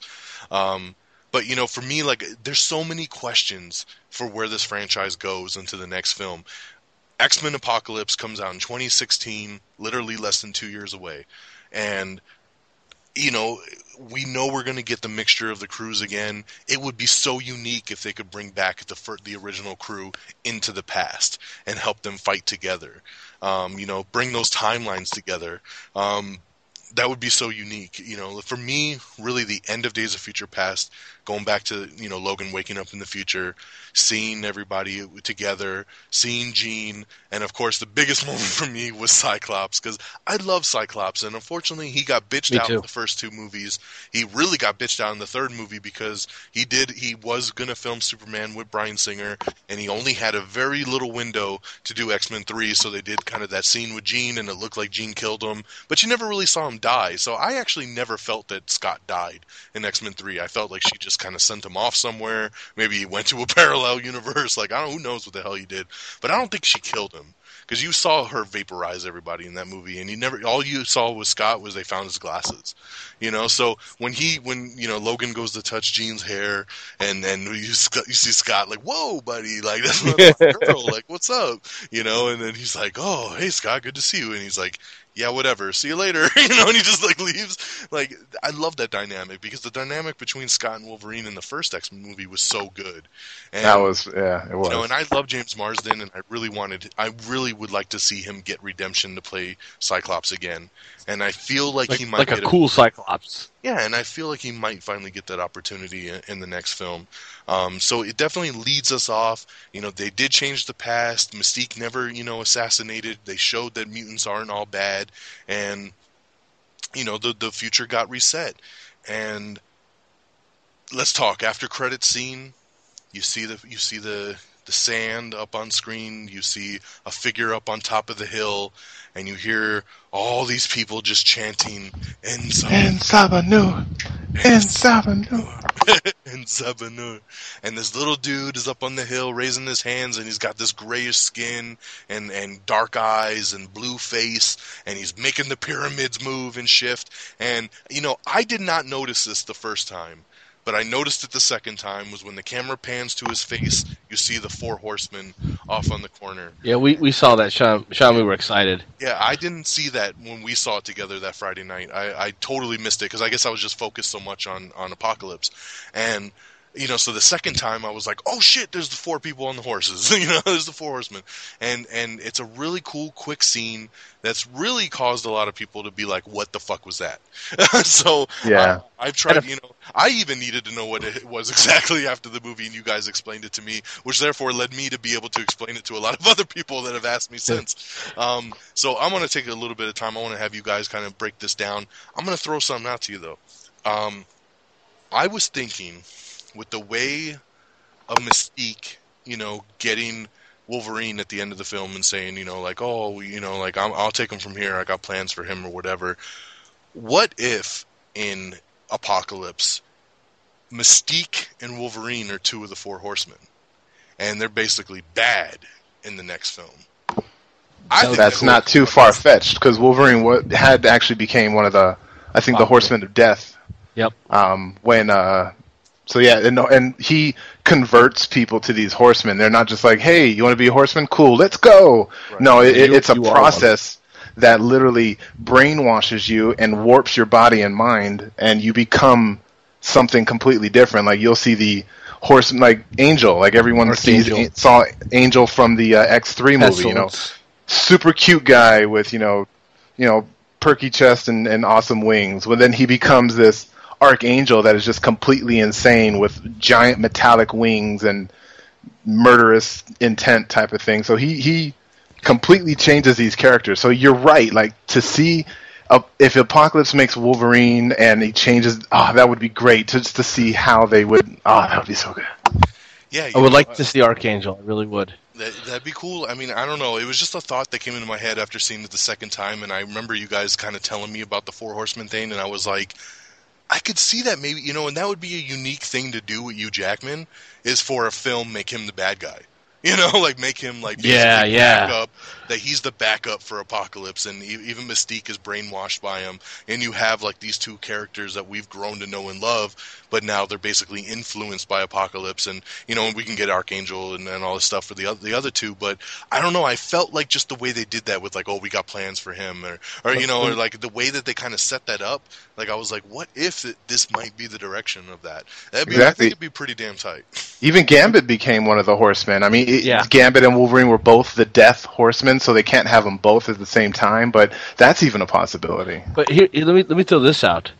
This is a good chance, like, oh no, we have Wolverine in our time is now the Death.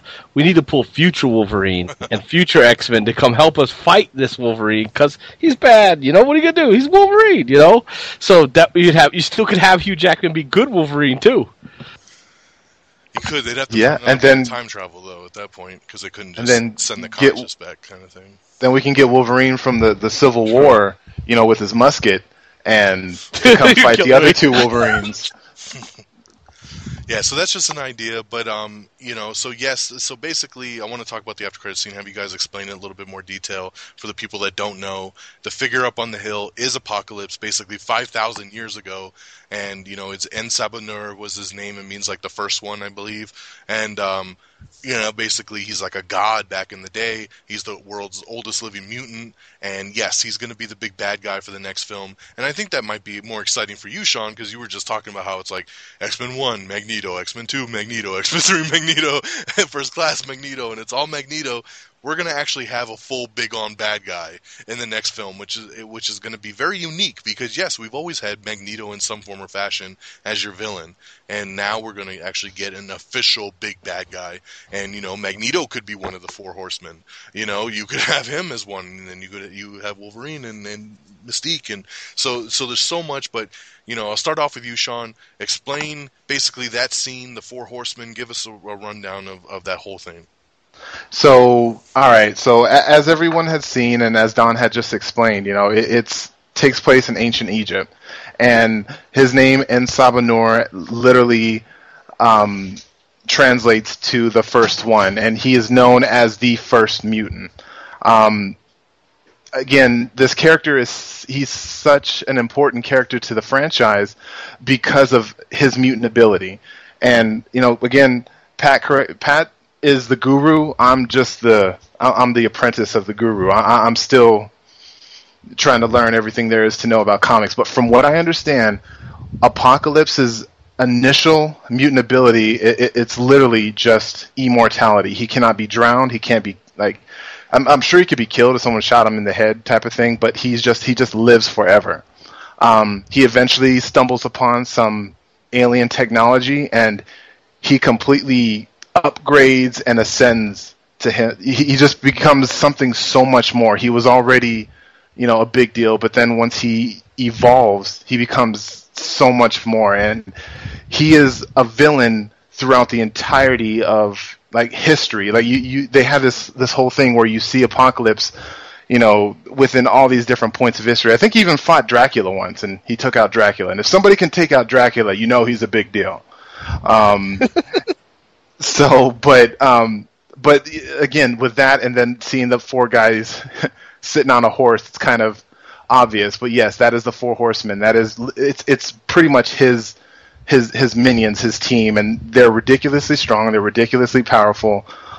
He controls them. They do whatever he wants them to do. But in all, Apocalypse is, again, and this is where I'll just kind of give it to Pat. Apocalypse, he's not like Magneto. He doesn't want to destroy all humans and leave the world to just be mutants. He doesn't want to destroy, all mutants or whatever. Apocalypse's end game goal is just to completely dominate every living creature, because he thinks himself a god. He's been alive since ancient Egypt, and he's been praised, as you see, as a god, and he is on this god kind of level where nobody else can touch him. So yeah, go ahead, Pat. All right, this is where Geeky Pat gets geeky on you, okay? So, externals in the X-Men universe, they were originally portrayed like these immortal god beings, like Sean said. And there was 10 of them, and the 10 of them represented different things, different concepts. So you actually, a lot of people who are comic book fans would know who Cannonball is, and Cannonball was an X-Force, and Cable purposely got him because he knew he was an external because he's from the future. And Cannonball represented hope. Then you had Absalom, who represented despair. Burke, who represented fortitude. I think Selene was corruption. Saul was patience. Nicodemus was wisdom. I'm missing 2. Oh yeah, Apocalypse was destruction, and I'm missing ferocity. Who was that? Cruel. Cruel is ferocity. So there was these 10 externals, and they kind of were these immortals. They were like the beginning race. They were like where mutants will go to, I guess, but they're kind of from the beginning. They're like what genetic material came from. And I'm kind of butchering that a little bit, but there was these 10 externals. And so all those, that's what Apocalypse is external. He's not easily defeated. He can't be killed yet. No one's ever killed him. They look like they've killed him, but I think he even when they killed him, he came back as a kid or something. Isn't that right, Sean? Recently, yeah, he was somehow reincarnated into some kid that's now one of the X-Men. So yeah. So he started off as a nobody, realized he was immortal, and then started raising his army and taking over Egypt. That's where we got him in this comic book. So he is literally the external destruction, and here's where he starts. Now, whether they add the other 9 externals, I don't know. Yeah, probably not. I think you're going to stretch out too far at that point. They don't want to overcomplicate it. I think the big point is just bringing him in. I think it's already kind of probably a cool nod that if they do keep the Four Horsemen aspect to it, because I can see them even dumping that and just having that just be the little Easter egg, from that after credits scene, and just being like, it is what it is. We kind of threw a little nod and a little wink at the audience, and that after credits scene, and just have Apocalypse in the next film. Of course, for some people that don't know, you need to Google what Apocalypse looks like, because he does not look like the little kid that's up on top of the mountain at the end of the movie. He's a very massive, big bad guy, and so you really got to see what he becomes, and I can't wait to see who they get to play it, if they're going to just do some big CGI thing like Thanos, or if they're going to just, I'm curious to see how his look on screen is going to be carried over. I don't think it's going to be that guy. I think that's the only time you see him like that, I bet. Unless there's an origin thing. I think he's going to be a mutant. I don't think he's going to be an external in this. Yeah. No, I agree. I don't think you're going to see him in that age either. I think it's just going to be pretty much. They might go back in a quick flash and kind of tell the, maybe Charles tells the story. Like, oh, we've heard these, stories throughout the ages about this guy, and maybe tells that backstory, and they kind of show little glimpses throughout all 5,000 years. But other than that, I mean, you're not going to. I mean, that was some just unknown little actor that they pulled and threw in the garb and threw up on the mountain. It was nothing really done on purpose. It was no big actor that they had do that or anything like that. So, but a very cool after credits scene nonetheless. I mean, I'm sure you guys really it did was. that. I wanted him to have this Apocalypse trademark lips, but whatever. Nitpicky Sean. There you go. At least he had the skin tone, and he had I think he had blue lips.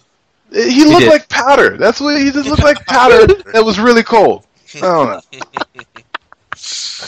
know. Oh man. Well, I think another cool little nod I was just thinking of was the whole idea, basically why Magneto is in prison in this film, is because they say he tried to assassinate JFK, and then you find out that JFK was a mutant, and Magneto was actually trying to save him. He was trying to save him and curve the bullet, and that's why the bullet was moved. That was awesome. Yeah, so that was a pretty cool little twist of the scene, and even Professor X's face when he hears that, and he's like, of course, why did I not fucking think of that? Kind of thing. That whole plane scene was just really, really great. Of Charles basically being like, "You abandon us," and then he's like, "No, you abandon us," and the plane's crackling and breaking as Magneto gets more and more pissed, and you see Wolverine in the back clenching his chair, scared shitless, and then I love because then after everything calms down, Wolverine goes, "So you've always been an asshole," and I thought that was so good. And then right when he looks at him like how dare you say that to me? Then he's like, "You gonna clean that S up over there?" Or what? Yeah, you gonna clean that shit up? It was good. So good. So many good little one-liners and everything. So, all right. So, I mean, Sean, anything else you want to touch on? No, I think I've whined enough. You said you had a whole list, man. I didn't feel like... Dude, I do, man. I just... that much. No, man, I literally do. And it's sad, but at the same time, I want to... I don't want to look at this movie as a comic book fan. I want to... I just kind of want to enjoy... It's a movie, and it's hopefully the beginning of something ridiculously great.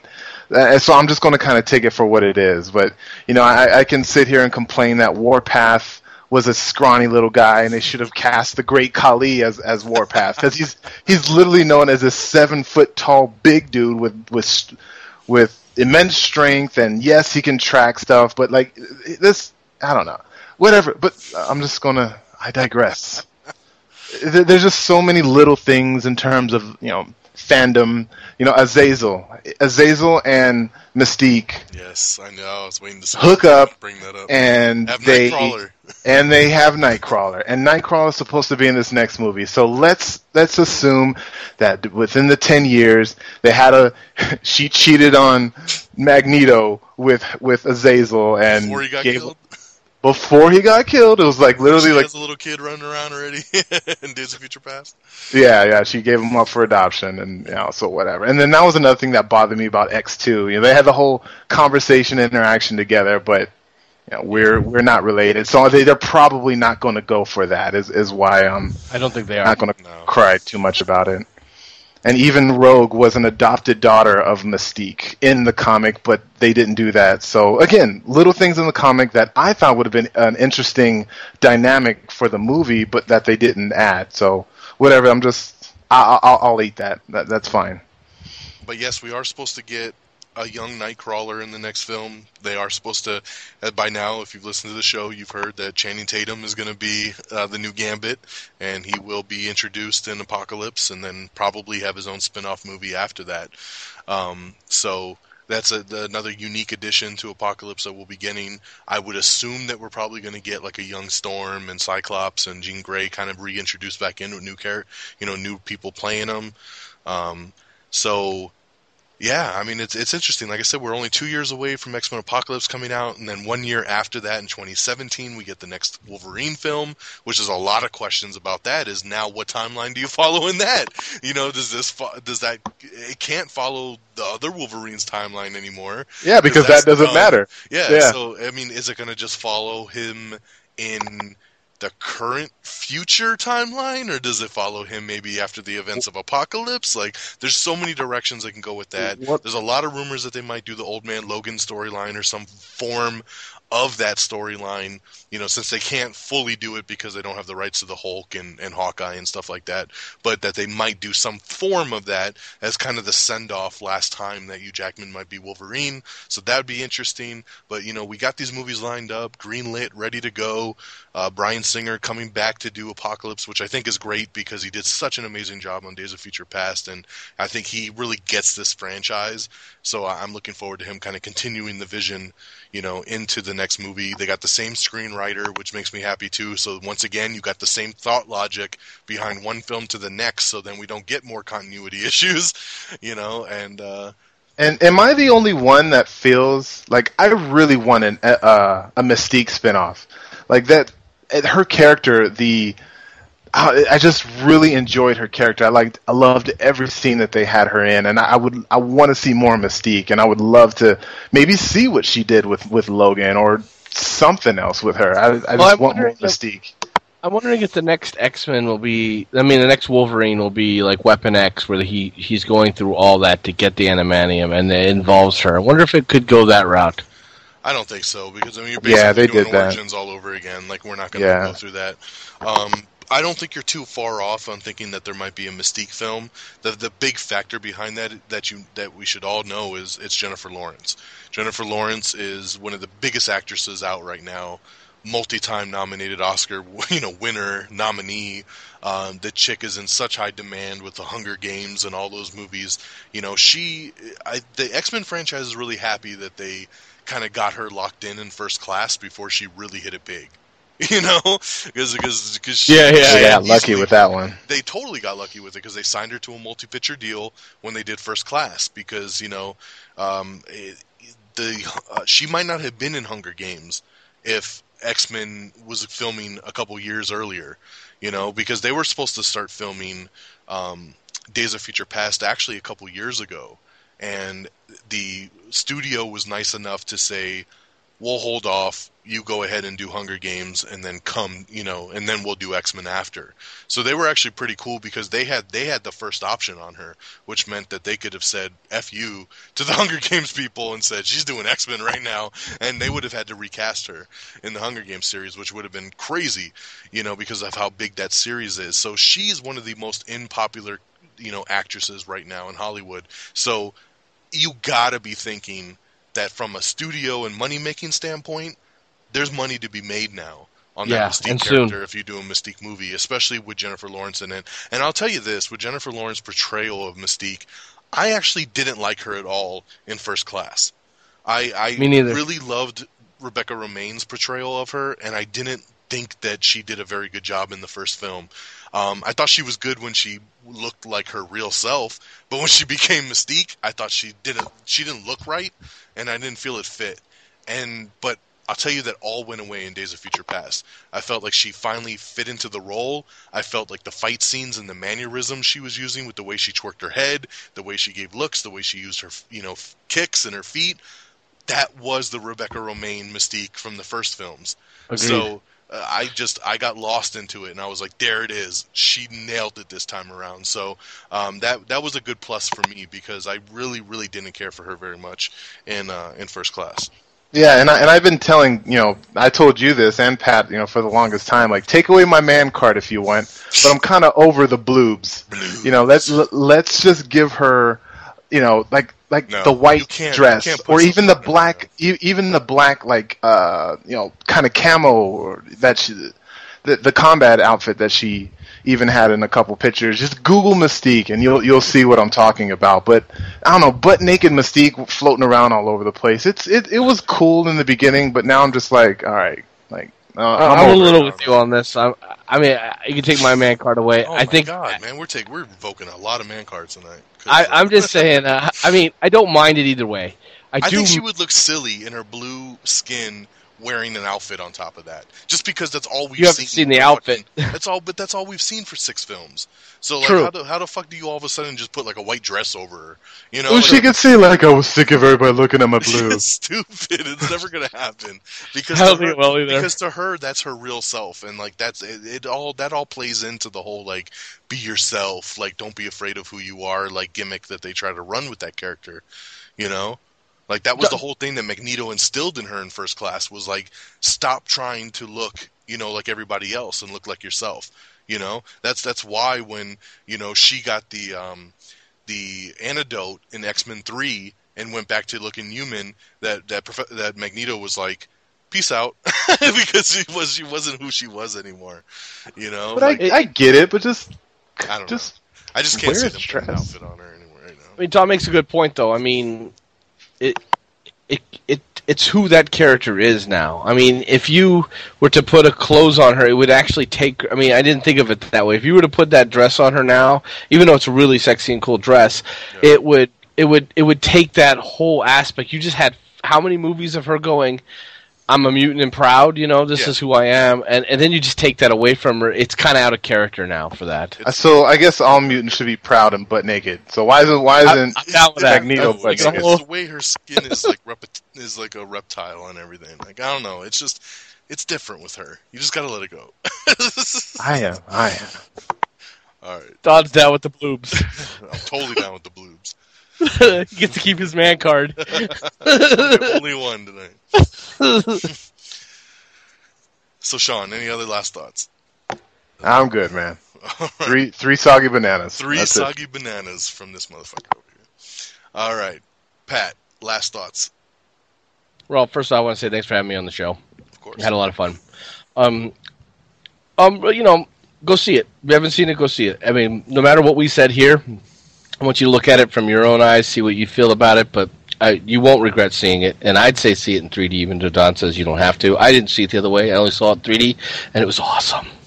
So, yeah.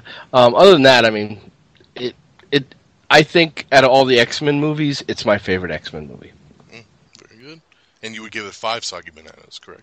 I would give it 5 soggy bananas and a ice cream sandwich. I don't know. It was good. Yeah. I would give it 5 real fresh bananas because I hate soggy bananas, and I would just end up throwing those away. So, 5 stars for me. Really, it's all based on enjoyment. I enjoyed the hell out of this. I thought the acting was phenomenal. I've actually heard people say that James McAvoy might even get nominated for an Oscar for this movie. Like, that's some of the talk out of this film, which would be incredible to see because he was amazing in it. I mean, the scene with young Professor X talking to old Professor X was incredible. Such an incredible scene of them, of him just tears in his eyes saying, like, I don't know if I'm strong enough to do this, and old Professor X being like, you're afraid, but you need to fight that off and just, you need to pull this out for everyone, and then even him looking into Wolverine's, head and just being like, holy shit, and seeing all the flashbacks throughout his life, and you see scenes from the Wolverine film and from Origins and the first 3 X-Men films, and you see everything Wolverine's gone through. I mean, there's so many moments that's so good. James McAvoy really stand out role for him, and really a standout performance from him. And Michael Fassbender just kills it again. I didn't really know Michael Fassbender very much when X-Men First Class came out, and after that movie, I was like, this dude just made the film for me. Like that, great actor. Incredible actor, incredible portrayal of Magneto, and he just was on a whole nother level in this film as well again. So I can't wait to see them continue on, with these films in the future with Apocalypse, and it's just so awesome. So really go out, check it out. It's definitely worth it. The movie is a massive hit. It made $91 million over the 3-day weekend, and then when you add in the 4th day, because it was Memorial Day weekend, the film brought in over $110 million on its full Memorial Day weekend, plus like another $200 million worldwide, because it also came out worldwide on the same day. Usually movies come out at different times, but this was released on the same day worldwide. So it brought in 110 million here, another 200 million overseas. It brought in, I believe the exact total was $303 million, literally in 3 days. An incredible hit, Fox. You know, this movie was expensive. It was one of the most expensive comic book movies ever made. It cost over $200 million to make. You know, a lot to market. It was going to probably take a good 500 million for them to break even, and they've already made 300 million in less than a week. So it's off to an amazing start, and with how well this is being received and the critics' ratings and word of mouth and everything, it's gonna be fun to see how long it has legs, because I don't see it having a real big drop this weekend. It does have a little bit of competition with Maleficent and A Million Ways to Die in the West coming out this weekend, but I think the word of mouth is going to keep this one chugging along. Look what happened to The Winter Soldier. I mean, that was all word of mouth, and that movie is, you know, one of the biggest movies of the year. So should be. Yeah. So, hey, Don, I have a quick question. So, like, if I didn't know, I just stumbled across this show just now, and I wanted to know, hey, where can I go to hear this awesome review and this awesome experience you had at the movies? Where would I go to do that?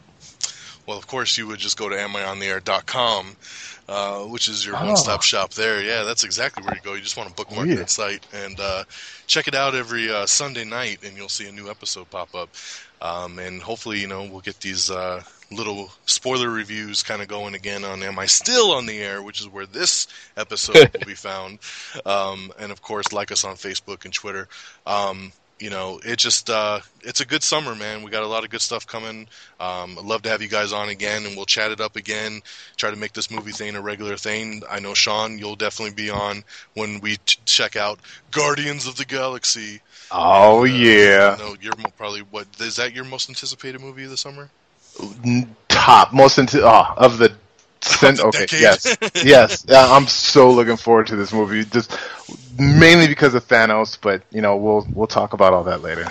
Yeah, so, I mean, a lot of good things coming. For me, it's going to be Transformers, so hope, you know, maybe we'll, you know, get everybody for that, and, you know, lots of good stuff coming up, so just keep an eye out, and so once again, I want to thank my guest, Mr. Peeps over here. How can I tell everybody where they can find you on Twitter, at least for right now? All right, y'all. Again, Peeps the Geek. That's Peeps the Geek on Twitter. I'm on Twitter all the time. I've got like at least 10,000 followers, so please, you know, follow, and, you know, you'll get nothing but the best updates that I'm just really retweeting from Don. So, yeah. There you go. I'll take it. So, Peeps the Geek, give him a follow. And the other geek over here to my right, Mr. Pat, Geeky Pat. So tell everybody where we can find you. Tell us about your show over on Red Dragons Radio as well. You know, Geeky Pat is just me just articulating my opinion of things, and I had Sean on last week, so if you want to see that, just head on over to reddragonradio.com. You can check it out there, as well as amiontheair.com. Am I on the Air is on there as well. But you can see me or listen to me anyway at Geeky Pat Broadcasting. That show will be there. We're gonna have a couple more shows coming out soon, so look forward to that too. Awesome. And you can follow him on Twitter at geeky_Pat. So check out our Twitter stream. I'll give a shout out to these guys with the link to this episode and everything. And once again, for myself, you can follow me on Twitter at DXDonMega. And, of course, the show, follow on Twitter at Am I On The Air. You can find us on Facebook at Am I On The Air. It's amiontheair.com. Every Sunday night, your best wrap-up in entertainment news, TV, music, movies, reviews, the whole nine. We'll always get you up to speed on everything going on in the world of entertainment. So hope you enjoyed what I thought was going to be like a half-hour episode, and it was a 2-hour episode of Am I Still on the Air? It was longer than an actual show. Whoops. So, you know, hey, we'll take it, man. This was fun. This was good. We dug in real deep and got to really talk about the film and not have to hold back. I've had several people tweet me this week and be like, it sounded like you held back a lot on that review, and I was like, I did. Just wait till we do the spoiler review. So it was real nice to be able to just talk and not have to hold anything back. So I hope you enjoyed this special presentation of Am I Still on the Air, the X-Men Days of Future Past spoiler review. Thanks again to my guests, Sean and Pat. I appreciate you guys coming on. Give us a follow, and we'll catch you next time on Am I on the Air. Peace. Deuces. See ya. Red Dragons!